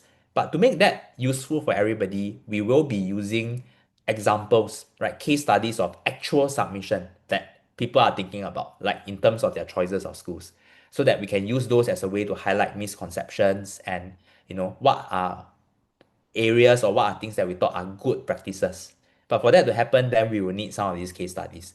And we will draw from here, but rest assured that it will be anonymized. Anything that we draw from here will not reveal the identity of an individual, but it's really just focusing on having the score and having the 6 choices of schools. So if you all could help us with that and you all can submit here, it will be a good base for us to use that as a way to do that mind share, right, on what are some of the tips, some of the strategies, and some of the misconceptions. So how do you all use this is you all can see once your score out. In fact, right now you can already use it, right? Based on your prelim score, right? For instance, let's say for instance, you get like 14, okay? Maybe you don't have HCL score. So you see, it's already automated in that we know you're 14, you will be PG3. Don't even need to select anything, right? Then next, your school. So your school, right? So we'll go on the basis of, I will just randomly choose three for your a few for you all to see. Okay, so I'll put in a school, so all the schools options are there, right? So we'll put that through, right? And then, okay, and just the caveat, this is not like the way to rank. I'm just randomly doing it so that you can see, right? So you put that in. You also put in what? You put in your status. Why do we need that? Is because it's a way for us to see. Uh, Remember the tiebreaker, right? One of the key one is the citizenship one. So that is the other one. And then your postal code. Why is that helpful? Is because we can use it as a way to sense make. So like for certain cases where we see it's a bit odd, like how come this guy is living in Sengkang and all his choices are in the west? Sometimes you must also rethink that because if you look at it, like what Alvin mentioned, location could be one of the considerations for school selection. And you would want also schools, sometimes, whether is it worthwhile to travel 1 hour to school every day. Last time I used to travel 1 hour to school every day. I thought it was worthwhile for me, but you must also understand whether it's worthwhile for your child as well, right? Okay, then here, then you can just put in a name, and then once you save, then that's where you have a submitted form. And one thing here is that is helpful is that we have put a analysis here. The analysis, just to be very clear, is not a prescription on how you should go about selecting your school. So we're not telling you this is how you should do it, this is right, this is wrong, right? We don't come from that angle because ultimately we do recognize for every school choices that are made, there could be certain considerations, certain preferences that we may not be privy to. But what we are just doing here is just very factually stating, okay, so from last year's cutoff, it was this. If you want to apply, objectively you don't meet the cutoff, right? Based on your current score. And we just do it in terms of a categorization just for your reference. And the way we do it is just upon some agreed yardstick that if you look at it as, if you are qualified means like the score, your score is 2 or more points below the cutoff, right? So say for instance, the cutoff of the school is a 14 and you are at a 12 or 11, then that's fairly safe, right? So that's what we call as green is a safety net. Whereas for yellow, you can think of it as you are on target, right? So maybe you are a 12 and the cutoff point of the school was a 12. So you are in line. So you do stand a pretty good shot of getting in, right? Or at most, it's also 1 point below. 1 point below means maybe the school is like cut off 12 and you're at the 11. So even if the school trends lower, you are still in a good shape, right? And finally, reach is the one where is a bit of a stretch, whereby right now, right, you are maybe at a 13, but the school is cut off 12. This is what the parent was asking just now, right? That case is a stretch because based on that, you cannot get in actually. So these will be more like your dream schools, stretch schools that you are just trying for. Just trying a lot. I mean, you try the shot, right? If it gets through, well and good. But if not, then at least you tried. But just remember, you cannot try for all the choices, right? You can at most try for one or two. So this helps you to sense make that. But again, like I said, it's not to say whatever here means that one is a wrong choice. It's not really that. It's more just giving you a sense factually, right? So that you can also have some judgment. And nevertheless, we will be using this to look through some samples, and we also tell you some things lah. So misconceptions, some strategies, some ways to make your choices more optimal, right? So we will be using that as a base to also cover for next week as well. So this is another tool that you can look at and separately, right? So these are the two main ones. Separately, also to highlight, so as I mentioned just now also, and I was alluding to that today is really the first two webinar only. So going forward, you will see here over the next week, we have this is what I was talking about, the whole score strategy workshop, right? So you can look through and after your scores are out, what you can do actually on Tuesday is number one, you can submit your score here, right? You can use the analysis here, you can comb through the schools here, and then you can sign up for whichever you think works for you, right? In terms of the consultation, the practical guide to choosing secondary school. In fact, on the very it's not the very last day because we also don't want to leave things last minute, right? So the very last night before the weekend, Monday is a deadline, right? So Friday night we will have a final night, ask us anything, right? So after we Uh, finish, oh yes, go ahead. yes, Weilun, what about the Q&A? Ask me anything. That's on This one, yeah. okay, ask us anything. Ah, So if there are any questions, please feel free to ask us, because I think this is an important point that you make your final decision. So I think we must have this idea, and I don't want to emphasize this often enough, because people always have this idea that PSLE is life-changing. PSLE is a matter of high pressure, high stress. I never view it that way. PSLE is just one stone in a whole education journey. When people say that PSLE is tough, wait until you see O levels. When you see people O levels is tough, wait until you see the A levels. Okay, that will be definitely a lot more important. So I think everybody has we try our best for PSLE, but this is now over. So given the circumstances, we try to go into the school which we think is suitable for us the best. It's what we do in the school that ultimately matters, and I can't emphasize this enough. Okay, so we're going to, and all these JI, we're going to have all these processes, all these ideas, all these resources for you. So please go to these things. And that was the reason why we came up with this tool, to make sure that everybody has a tool, because we get these questions every year. Because we get these questions every year, we said, hey, we got to get this resource. And how do we get this resource? Our team created it, and we pull the information from the MOE website. Okay, and it's very important that MOE must be ultimate source, because sometimes there is some compilation somewhere, but sometimes they're really not so accurate. Okay. Do we have the cutoff point for 2023? At this point, okay, so there are some problems here right now, because what we pull is from the MOE website, okay? MOE central based like what you school, the school finder. But what happens is that after March, they purge the information, okay? We put in new information. So right now, we are still trying to figure whether we can get the information. So is 2024 unusual? It's a little bit unusual, but it's not going to be terribly off. It's a little bit unusual because it is a dragon year. But I'm also very frank with you. The dragon year cohort, it probably only affects a certain range of schools, okay? Especially the lower range. But other schools may also be affected by much too much. But is it a consideration? Yes, it is still a consideration, because it's a dragon year. Now I want to ask everybody, how big is your PSLE cohort this year? Okay, how big is your PSLE cohort year? Do you know? You won't really know until you get the results and you get the news, because all these things are information. But I just give you an example. How big do you think was the PSLE cohort for 2023? Okay, and I tell you how you look at it. Okay, I just show you an example. Okay, I'm just putting a link. So how do you know? Because every year there is a news article, right? Hold on, just let me go to see. You take a look at this. Okay, I'm just putting the link here so that you all know how big the cohort is. And I'm going to show you the previous year, so you see whether there's a difference between the dragon year. In the past, the dragon year can be really, really huge. When I first started at teaching at MindStretcher, in those days where everybody was talking about, and that was like 20 years ago, the dragon year and the non-dragon year difference in cohort can be 12,000 students. But that was in those days where the cohort was 60,000.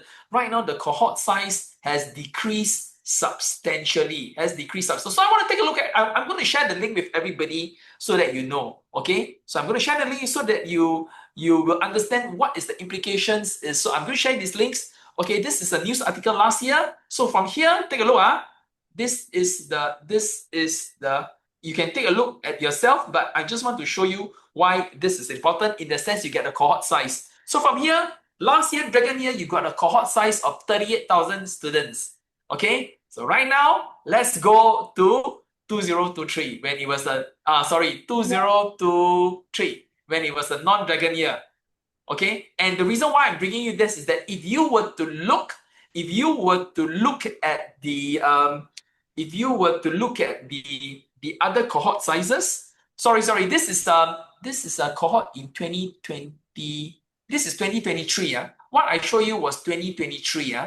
Okay, I show you 2023. You realize it's 38,000 students. And hold on, give me a while. I'm just trying to get.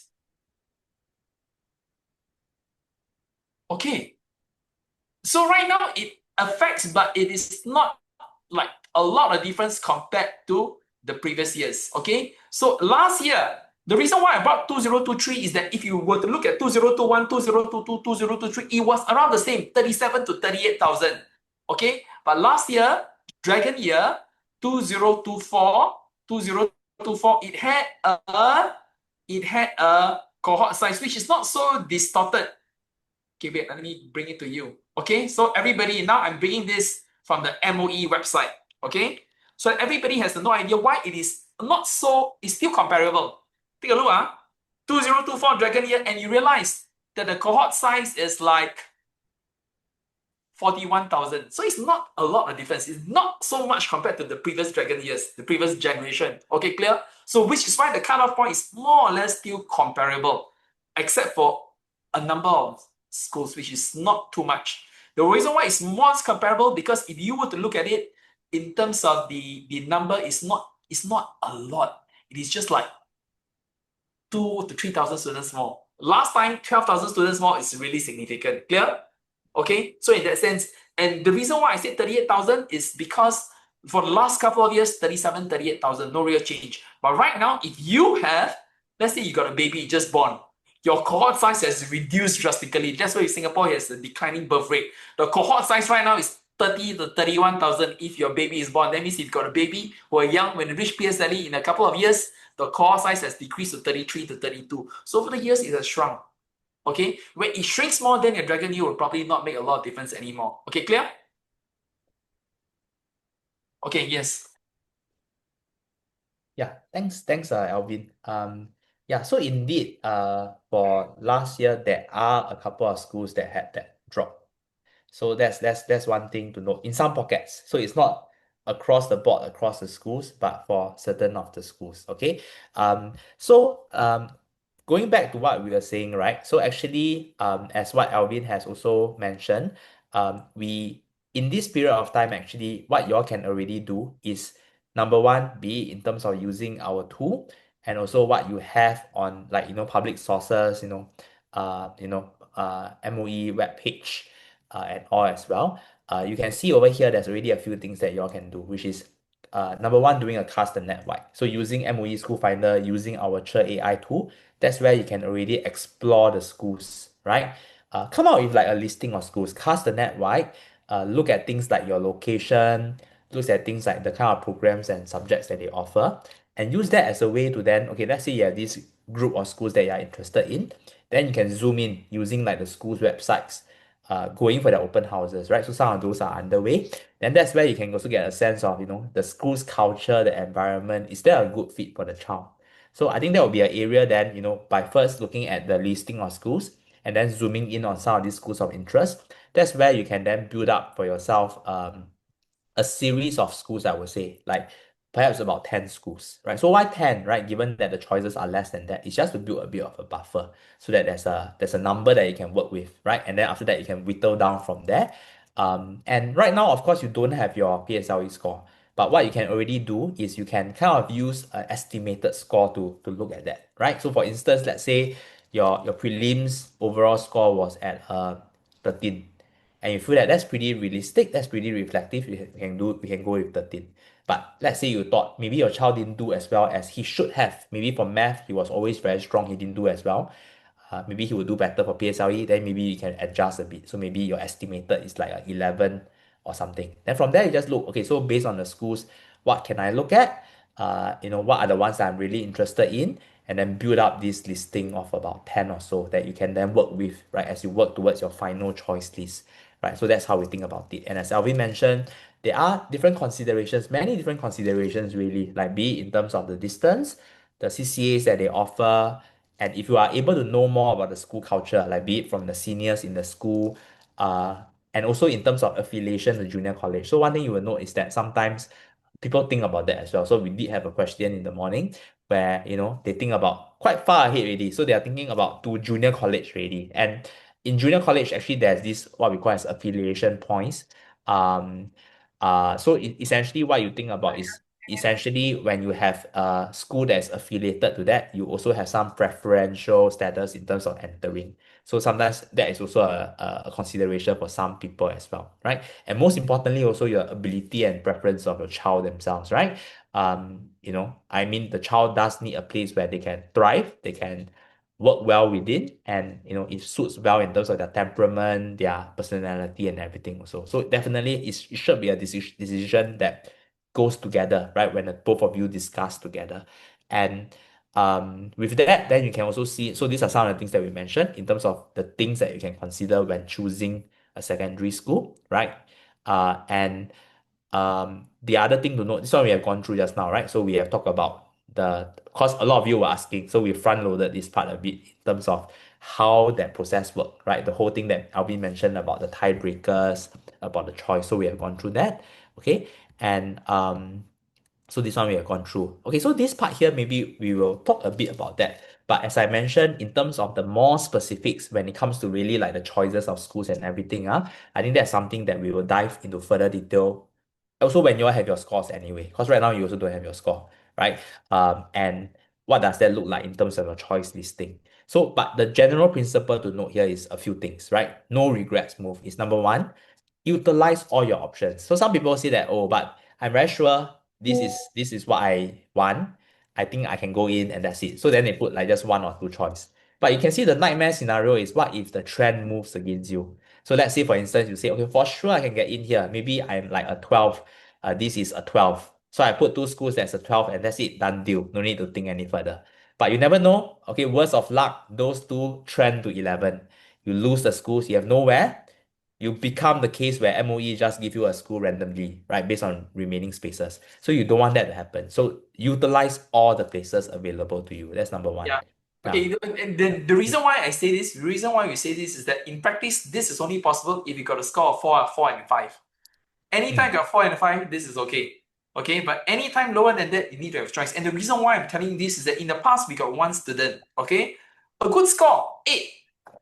Okay, so the parent and the student attended our seminar, and we told them very clearly because they asked me whether we should choose all options, and in my mind, oh sorry, this student had a score of 9, okay, but for me it was pushing too far, so I told the parent and I told the student that if I were you, I wouldn't do this because you are on dangerous ground. If you don't get one, you likely don't get all.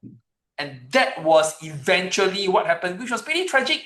9 is a good score. The student ended up with 1, 2, 3, 4, 5, 6, all didn't get. So what did MOE do? MOE now is where your address comes into play. MOE will post you to a school nearest to where you stay if there is an empty place. Okay, clear?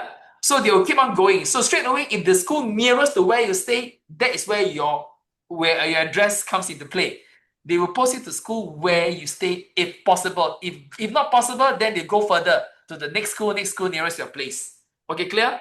So as far as possible, I think when we choose our schools, we got to try to make sure that at least 5 and 6 are our safe choices to avoid this random posting. Thanks. Okay. okay. Thanks, Alvin. Yeah. So as also mentioned, right? So beyond just filling up all the options, it's also good to have that mix, that spread. So I think just now we talked a bit about the stretch schools and the dream schools, right? So it's okay. So if there is one or two that you really want to try, I think it's worthwhile to have a try, right? Because if you don't try, you miss all the shots that you don't try, right? So if you try, there could be a chance, right? But like what I said, you cannot try for all six because then it becomes a gamble, right? So it must be a tactical move whereby you can think of it as maybe one or two. That's where you can do a stretch schools, right? You can look at it in terms of the stretch schools. Then the third and the fourth will be like target schools. What are target schools? Target schools are pretty much schools with cutoff points that are in line with your PSLE score. So your chance of getting in is pretty good, right? And then finally, leave about one or two, about two, I would say preferably, that is your safety net, right? That means these safety schools are schools that perhaps now you are at the 12, they are at the 14, 15, etc. Because why? Because those will be the ones that will cushion you, right? So if you fall through one, two, three, four, at least you have this other safety net for you. So you don't crash out totally into no man's land, right? So that's also the other thing that's important. So think of it this way, three different categories: stretch, target, and safety. And with that in mind, then you should be able to get somewhere with your listing, right? So that's how we think about it. Thirdly, also very importantly, this is a part that somehow is always very interesting, where ranking of school choices matter. That means if you want that school, if you really want that school, it should be as high up in your school choice order as possible. I can tell you a very odd thinking sometimes that happens. Like some of my students even, they will tell me, right, oh teacher, actually there's this school A that I really want to go on, but I know I can't really get in, but I still want to try. So what I'm going to do is okay, so maybe that student is at a 12.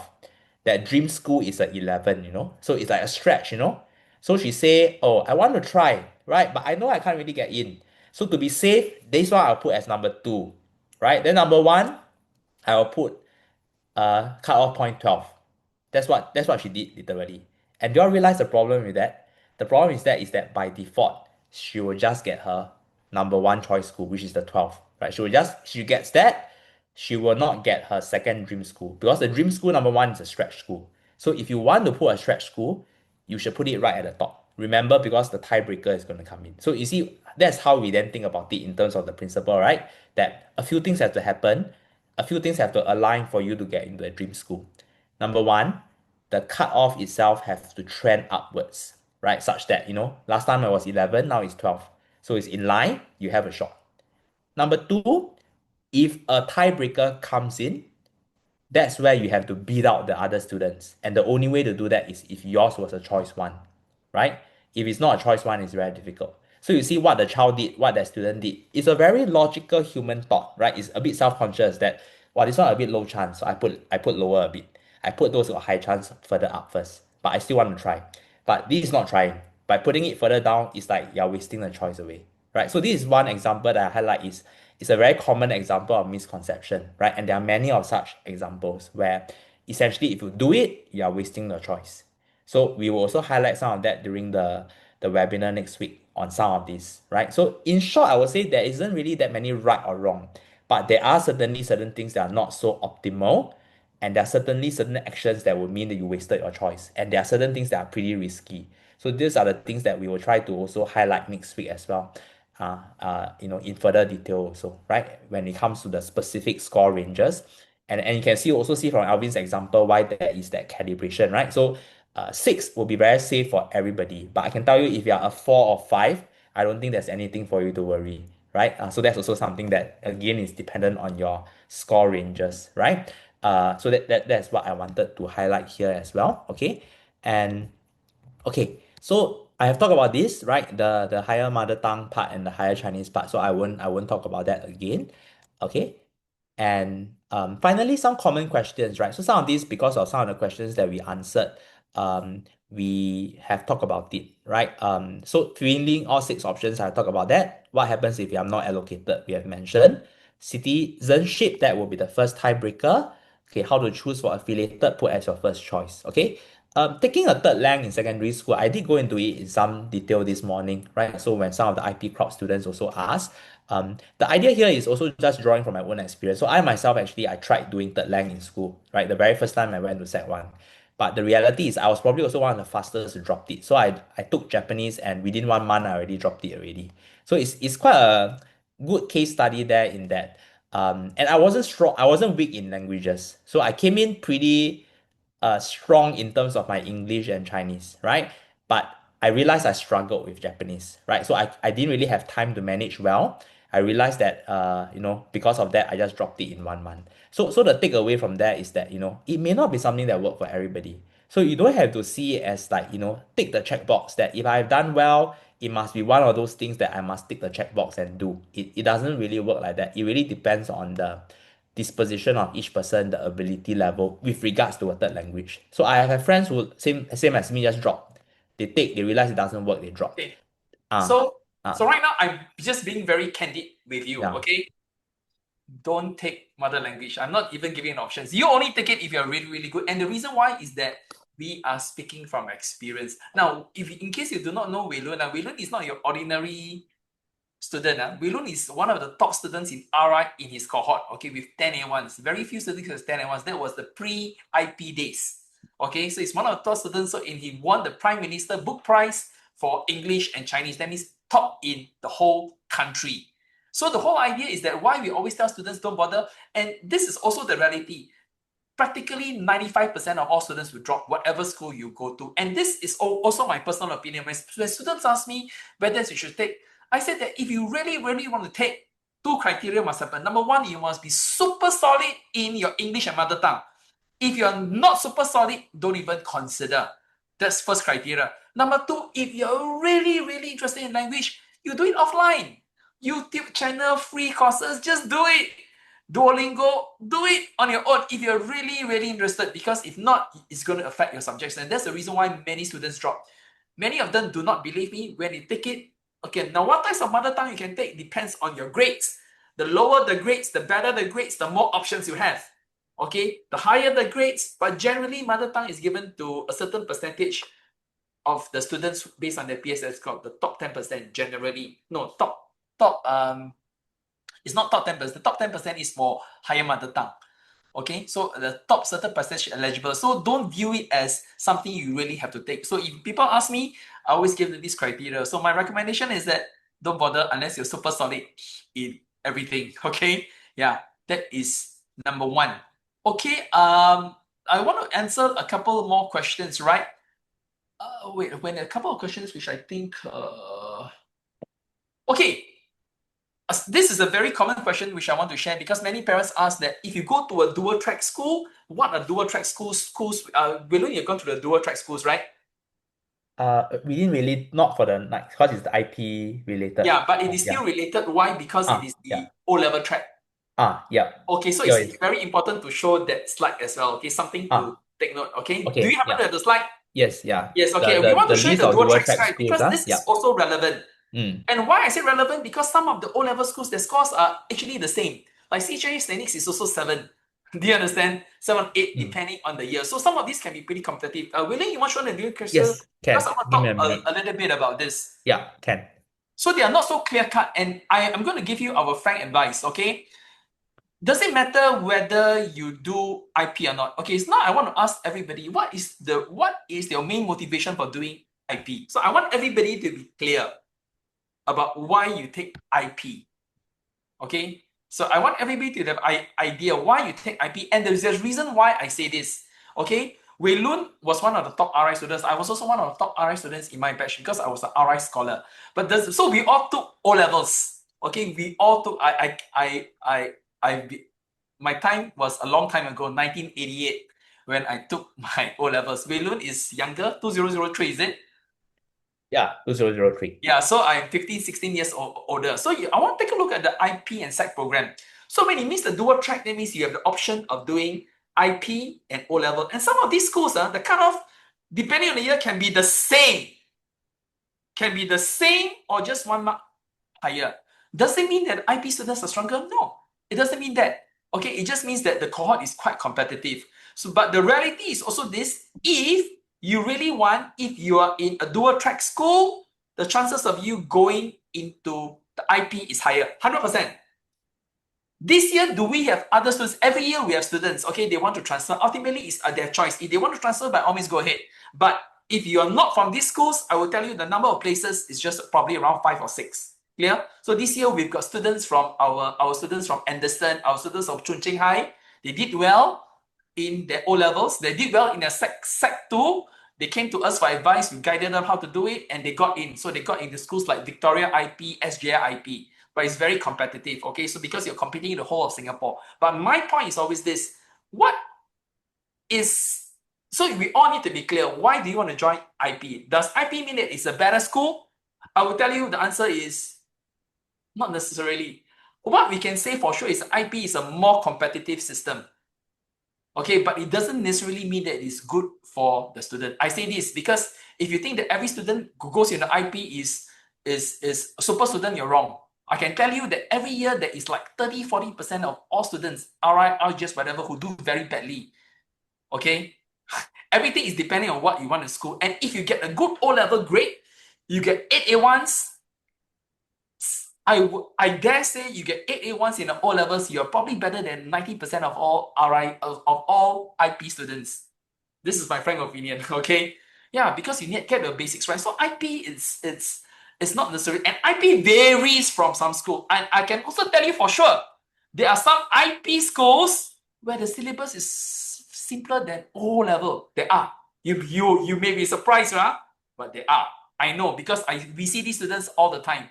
We see students from all types of schools, okay? Because we have students IP non-IP in our secondary school system, and we see them all the time. This can be top IP students, this can be top O-level students, a variety across all schools. So I think we need to be aware of why is there a need to transfer school. Okay, so I just want everybody to understand that what we do in the school, and taking O-levels doesn't make you less of a student, not necessarily. As I mentioned, all of us, all your parents, all parents here, all of us took the O-levels, right? Doesn't mean that we are inferior. No, we're definitely not inferior. It just means that there was an exam to take. Okay, and I want to emphasize this, and I keep emphasizing this because people always think that going to IP is cool because you're doing O levels, but there are some problems. Depending on the school you go to, some of them don't cover the basics. When you don't cover the basics, you are all in trouble, and they get very demoralized. So the harder doesn't mean that it's better. I always want to emphasize this. Okay, so Weilun, you can talk about this, so everybody knows. So at least you have the option. So it doesn't mean, and we do have a number of students. They get 5 or 6. They can go to any school they want.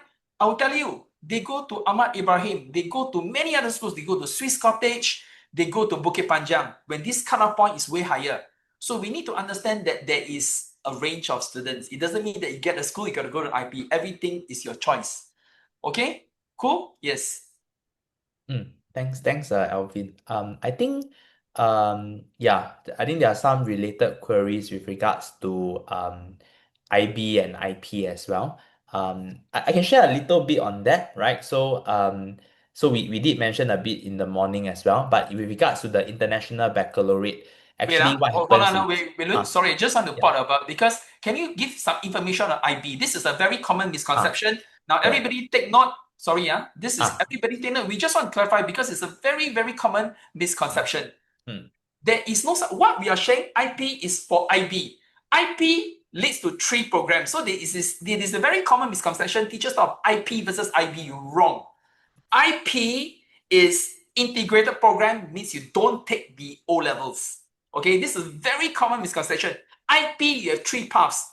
IP leads to A levels, IP leads to IB diploma, or IP leads to NUS high diploma. 3 levels in Singapore. Clear? If you don't believe me, you just go to ACSI. Look for is it IB program or the IP? ACSI IP. SJIIP. SOTA IP. Clear? So there is a misconception, IP versus IB. No, IB falls under IP. Integrated program just means you don't take O levels. So whether you're taking A levels, NUSI diploma, O levels, it is the same. IP. Clear? So it's just what exam you take. So the correct question is, what is the difference between O levels or the SEC program? Or what's the difference between A levels? What's the difference between IB diploma, and what is the difference between that? But that is the question for another day. We will handle that in the overall, because today is a general. We just need to go. We're not going to go into specific here because it is okay. very specific. Mm, Okay, because we covered it this morning. Clear? So I okay. hope everybody. So I quickly go through. Weilun, can you just go through the point? So what we mean by dual track schools? Dual track schools, the schools have O levels, and or right now the secondary program, the GCs, the Singapore SEC program, and IP. That's all. So these are the schools which you have. So if you want to apply to IP school, there is no affiliation. Okay, there's no affiliation. Affiliation does not apply in relation to IP schools. Okay, fine. Yeah. So that is all you need to know. So if you go to any of these schools, if subsequently you want to transfer to IP, is it easier? Yes. Coming from outside, a lot more difficult. Okay, get it? So we answer your question. Okay. Mm. Also need to know, if applying for same school for IP and SEC, do we have to put them as 2 separate choices? The question, one of the parents, IP is integrated, IB is international baccalaureate. So this is not correct. IP is integrated program, and it has 3 branches: IP leading to A levels, IP leading to IB, the international baccalaureate, and IP leading to NUSI. Okay, so this is why common misconception. There's no IP versus IP. IB is one of the branches of IP program. Okay, fine. Also need to know, if applying for same school for IP and SEC, do we have to put 2 choices? The answer is yes. The answer is yes. Okay, it is not by default, right? Weilun, it is not by default. Yeah, because Yeah, you know so you have why? to put Because the two. cutoff point is different. The cutoff point, so if you put as IP and you don't get in, if you don't put the O levels, or you don't put the SAC program, sorry, I'm just using the old term. If you don't put the Singapore SAC program, what is going to happen? You going to miss out the school completely. So if you really die, you want the school, then just put. But this is also by strategy. And why do I always tell students by strategy? If you die want the school and you want to be safe, then you just put the SAC program, because these schools are pretty competitive as well. Okay? Ken? Yes. Mm. Okay. Yeah. Thanks. Yeah. So actually that's the main part. I think we have also covered largely the slides. So I think also we are mindful of time, so we'll just see whether there's any final questions just to clear them out lah. So I see here actually in terms of the questions, I think Alvin has cleared most of the ones on the chat. Yeah, Uh, what about this question? uh, Worth taking higher mother tongue. Okay, now this is also a serious consideration. If you can take higher mother tongue, whether it's for Tamil, whatever topic, Malay, whatever, I personally think that you should take it. You know why? Because you need to clear. No matter what is, if you don't take it, you have to take it at A levels. Unless, okay, I give you two frank options. If you don't take higher mother tongue, you would have to take it at A levels unless you go the poly route. Clear? First option. The second option is that you take the IB diploma. You take the IP program leading to the IB diploma. Why do I say this? Because this mother tongue is a very easy subject there, because it's taken as the third language. Do you understand? Third language is very simple, which is why the distinction rate for the IB for mother tongue is very high. In Singapore, 99%. No other subject can you find at 99%. So I'm just giving you some ideas, right? If you really think that you are not so good in your mother tongue, then take the IP route leading to IB diploma. That would be a lot easier. Okay, this is a fact. Fine. So I've given you the some insights on this. So is it worth taking HTML? Yes, I think you should take if you're in the secondary school system, unless you're doing the IP schools leading to the IB diploma. In which case, it's a lot easier. You understand it when you go into that system. Okay, cool. Yeah. Yeah, and this question here, so I think this parent is asking if there's a PSLE result of 12, he got his second option for 12, but he now wants to go into the third option school, can he reject? Yeah, so it doesn't work like that. So I think the way the parent thinks is like, it's almost thinking like DSA, you have offers, right? And you see what to accept. So your school selection for posting exercise doesn't come as an offer. You can think of it as it's more algorithmic, as in once the system tag you to that school, you are deemed to be assigned to that school already. There's no offer. So it's not like there are going to be different schools giving you offers and you see which one you Yeah. accept. Yeah. Yeah. So it works a bit differently from like a DSA. So on that basis, actually all you will see is okay, I got this school Yeah. and that's it already. Okay. Correct. Yes, Yeah. but I want to address Or this the parent's appeal. query. What are So the possible options? Also, everybody appeal listen. lah. This is Yeah. why you can Yeah. ask me anything. You can ask us Mm. anything, because, and that's the reason why we have these seminars, to make sure that all parents know what to do, because a lot of misconceptions on the internet. So let me phrase this question for all everybody. Take a look at this question. If my child has a PSLE score of 12 and we see for his second option into a SEC school with a cutoff point of 12, but he wants to end up with a cutoff point of 14. So this scenario, I would say that this only happens if suddenly the cutoff point has moved. Do you understand? Because if the cutoff point has not only straight away, if you really want to go, if you really want to go to that school with a cutoff point of 14, you would have already chosen it above. Do you agree? But let's say this scenario already happens. What can you do? There's one way out of it. You appeal. Appeal lower is possible. Okay, so the rule is now this. You want to appeal, you can, but the rule is that the cutoff point must be at least the same. So higher up is easier. Do you understand? If you apply lower, you got zero chance.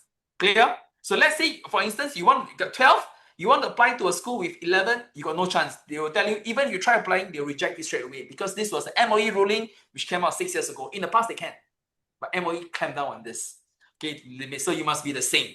So obviously your score is higher, provided there are vacancies in the school. There is always a proviso. If there's vacancy in the school and your score is lower, you appeal. So appeal is not through MOE, appeal is directly through the school. So every school has their own appeal procedure. So everybody must know. So I give you two general principles.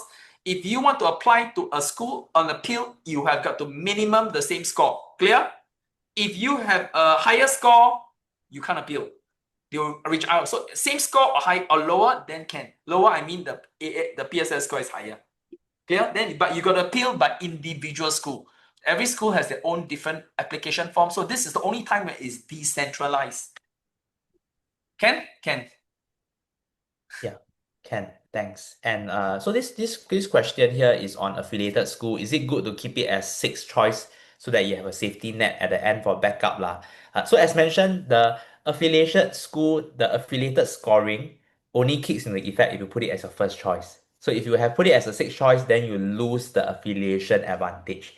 That means the cutoff point will be the higher one actually. So I suspect that will not give you any more safety net. So the only way it can really be a safety net is if you commit, right? So as with anything in life, if you are prepared to commit, they will give you that. But if you can't commit and you want to put it at six, then you will lose the affiliation advantage. Okay, so that's the other thing to know. Okay, next question. Okay, so I've answered a question. Yeah, because it's not centralized, you can appeal to any school you want. Okay, so yes. Second question: how do you think when a child should take higher mother tongue? Everything is a function of grade. So there are a few scenarios right now. If your child is qualified, the school will give you an option. So there are two ways of looking at it now. Now you listen. Even if your child does not qualify, you can still appeal in the school. Am I clear to everybody? You can still try to appeal. So I repeat, once you go into the school already, anything you do in the school is up to the school. Do you understand? So if you want to appeal, you want to take, please look at my son's results, right? In the past PSLE, actually before the PSLE, he actually did very well in the mother tongue, but right now, some accident. And the school may take into consideration. The other way is that school will ask you to take a test. Clear? So individual mother tongue, you want to appeal, you can. That's how you determine whether a child is suitable. In any case, if you do badly, the school will actually tell you, please drop it. Okay, they are being very practical. Clear? So the school may tell you, please drop it. So this is anytime you do in the school, anytime you're out of the school, centralized system. Anytime you're dealing in the school or through the appeal process, is not individual school. So yes, you can try to get in or try to get out. If you really cannot take it, you can drop. It's not a problem. Okay? Why do the schools allow you to drop? Very simple. Do they want you to die? Do they want you to suffer? Do they want you to live in agony just because you cannot take the higher mother tongue? No. Everything is, we try to do it for the students. Okay? Cool? Is appeal process online? It depends from school to school. So you, very simple, you go to the school you wish to appeal, which we want to appeal, all the appeal procedures are there. And it will differ from school to school. Sometimes it's online, sometimes you need to support with physical copy. So please look at the individual website, okay? Can? Okay, as a foreigner student, okay, so this is an important question. If you are a foreign student, can I choose any school I like? If you are a foreign student, I always tell students, you must get a 5. If you get a 5, you can choose any school you want. If you get a 6, if you want to go to schools like RGS, RI, or sometimes MGS, you will lose on tie break, mainly because of your citizenship status. Clear? So that's why I tell all foreign students, you want to get into these 3 most competitive schools, by score, you got to get a 5. Okay? Clear? Or in some cases, like RGS this is what we predicted because we got always a sense of the numbers. We predicted that one of the schools will drop down to 5. It can never drop down to 5, but RGS went down to 5 last year. So there was a problem when it came to 5. So if you are a foreign student, you may lose on tie break. Clear? It's not absolute, but there's a chance you may lose on tie break. So if you're really, really foreign student, but boys will never go down to 5 unless it's a very flip gear. So my point is, if you really want to be safe, I think 5 is okay. And I tell you why it's okay. At most, you should still put it as your first choice because what's the worst thing that can happen? You drop to your second choice. No risk. Do you understand? So just choose it. Okay? If you don't choose it, you won't get it. End of story. If cutoff point is lower than PSLE score, appeal will definitely not succeed. My idea is that don't even try. Because it will be outright rejection because this is a specific rule. It's no point applying. And the rules are there. Okay? And I tell you why you shouldn't bother. Because there'll be many other students with the same score trying to appeal. and you are now one score higher, which is a lot of students. So my suggestion to you, don't waste time. You're not going to get in. In the past, before 2018, you can. In the past, before 2018, you can. For instance, I'll give you an example in the past. Cutoff point for RGS was 260. One of our students got 254. I helped her to appeal. I wrote a nice letter for her, whatever things, and she got in with 254. But those were pre-2019 days. After that, the, the government put a rule, all schools got to comply. Okay, so the answer is no. You can still try if you really, really want to try, no problem, you can just try. Because you know why? At the end of the day, there's no loss to you. Do you understand? Maybe just the application appeal fee. But for me, there's no real loss. So if you really want to try, by all means, go ahead. Okay, cool? Because we never know. Just in case. At least we tried. This is my point. Okay, yes, Weilun. Yeah, thanks. Is Okay, there a so differentiation between oh, PR and non-PR? Sorry, before I okay, go answer ahead. that. Yeah, yeah. Is there a differentiation between PR and non-PR? Yes, there is a distinction. There's a distinction between Singaporean. Next one is PR, and next one is non-citizen. There is a distinction. That's why the fees are also different. Do you agree? The fees for PR and fees for non-PR are different. So there is a distinction. So PR, Singaporean gets first, PR gets second, non-Singaporean gets the last priority. Yes, there is a distinction. Okay, back to you.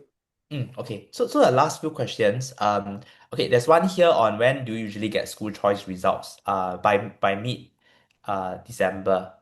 And then for this other question, okay, so there's this question, what is the minimum requirement for JC?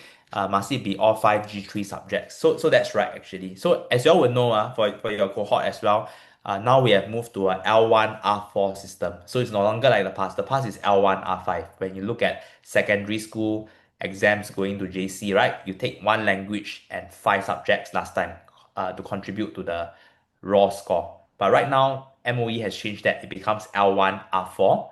But those five subjects, the L1 R4 must be G3 for them to count towards the L1 R4. Okay? So that's something that you all can consider as well. Okay? The other thing is, so with regards to this, right, there's this other question.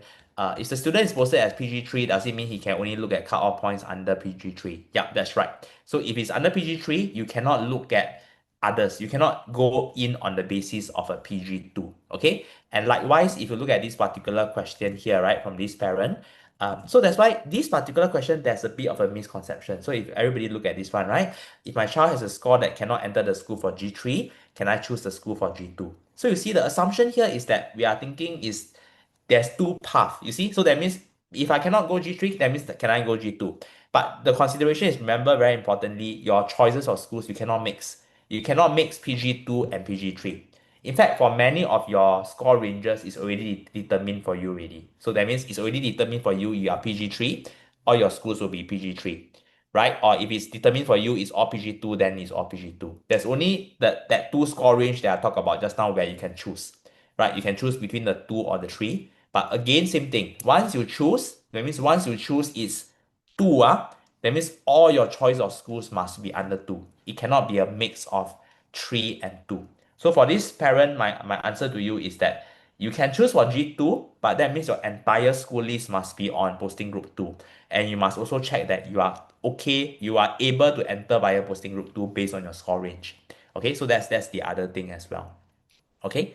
Uh yeah. Okay. Then cannot. So for this case, right? So this parent asked about this. Okay. So guys, if you look at this case here, right? If you are looking at it, okay. I suppose you're talking about overall score, right? So if it's overall score,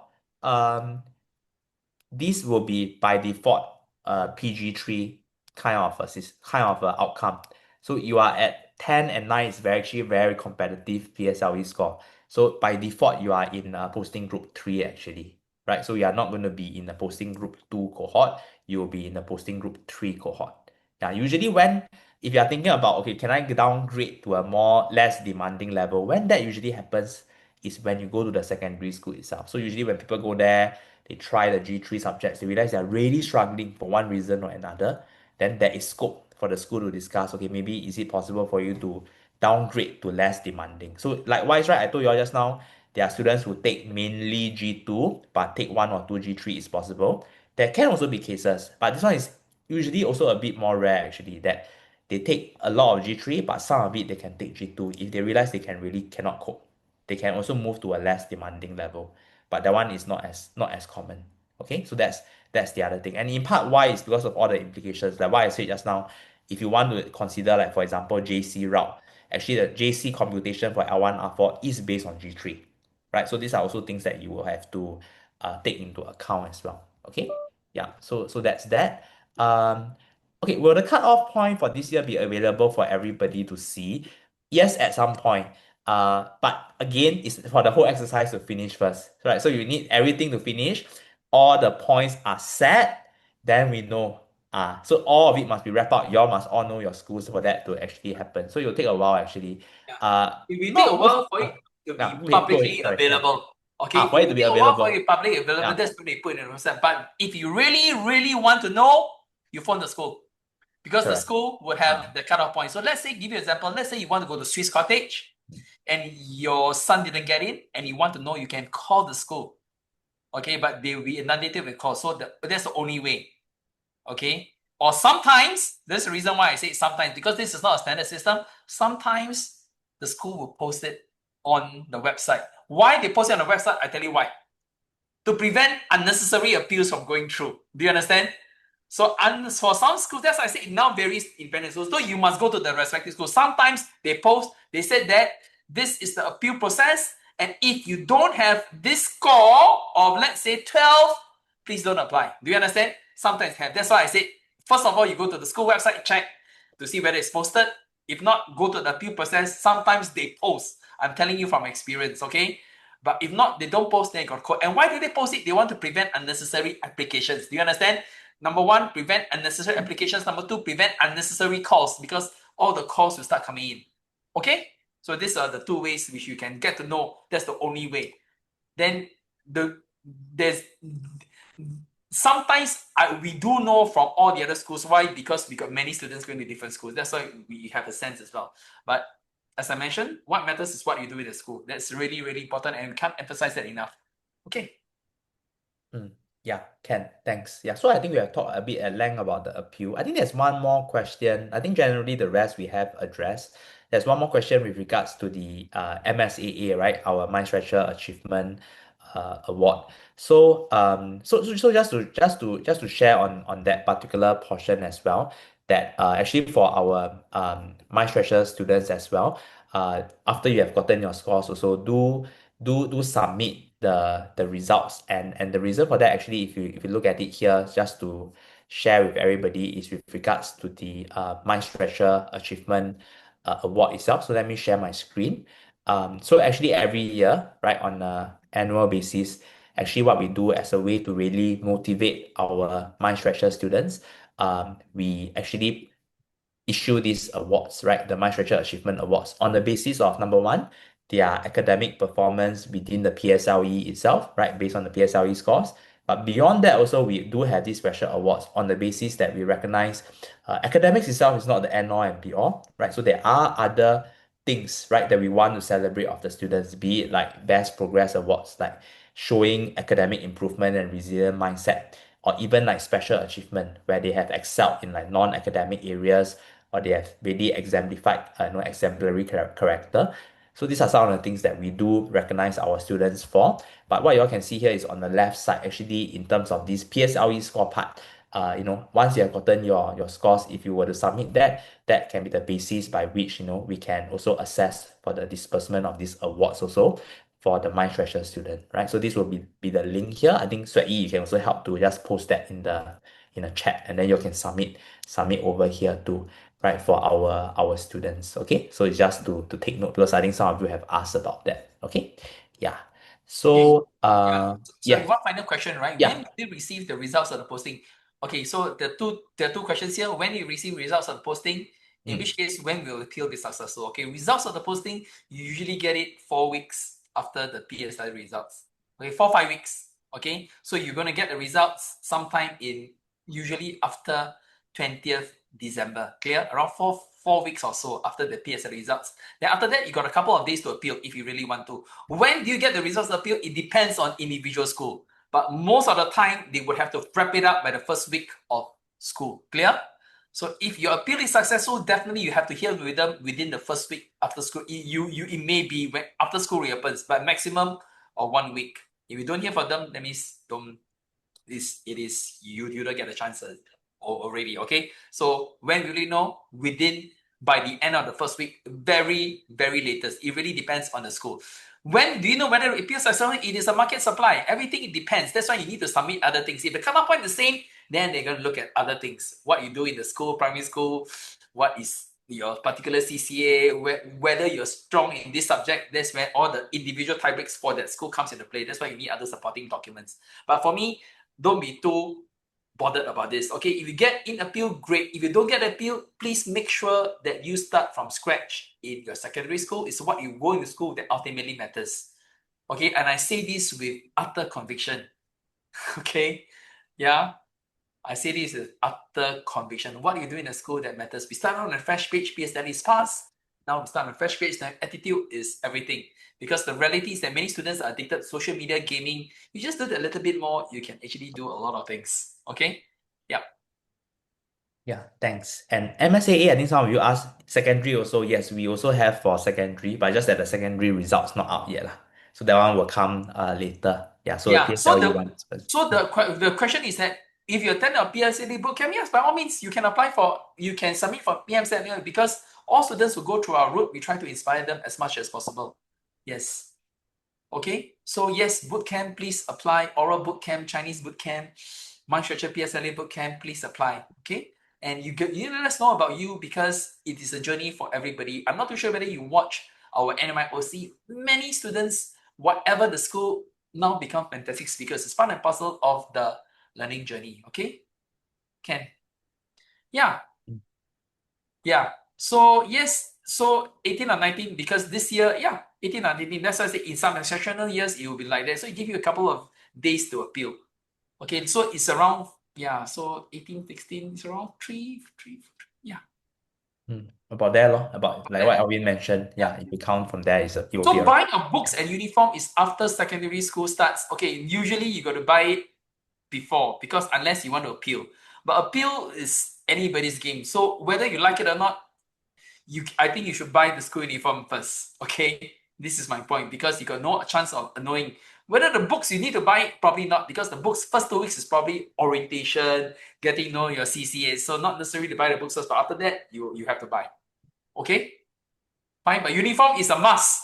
You still got to buy the uniform unless you really get the appeal results very fast, which happens to some schools. What are some of these schools? NUSI. Okay, because a certain number of places are allocated for students who don't qualify through the DSA. Everything is a function of grades. Okay, cool. Appeal successful still cannot take action. What do you well, I'm not too sure what you mean. Appeal successful still cannot take the option. I'm not too sure what exactly you mean. Yeah, no problem. So I would advise all parents to go into our announcements and whatever things, join the Luma group. William, do we have the Luma group for everybody? For secondary, Yes. I think it's Yeah. important to let So everybody know yeah. because we got a lot of announcements, free resources there, and this is all the sharing. Okay, Yes. and why I Correct. say it is very critical that parents, you see, even here alone, we got many MS parents, but only 100 plus join. Okay, so the question is, some of them miss the information and end up making a lot of wrong decisions. There's a reason why we make it a point to hold these seminars to make sure that we correct all misconceptions. Okay, cool. Yeah. Yeah.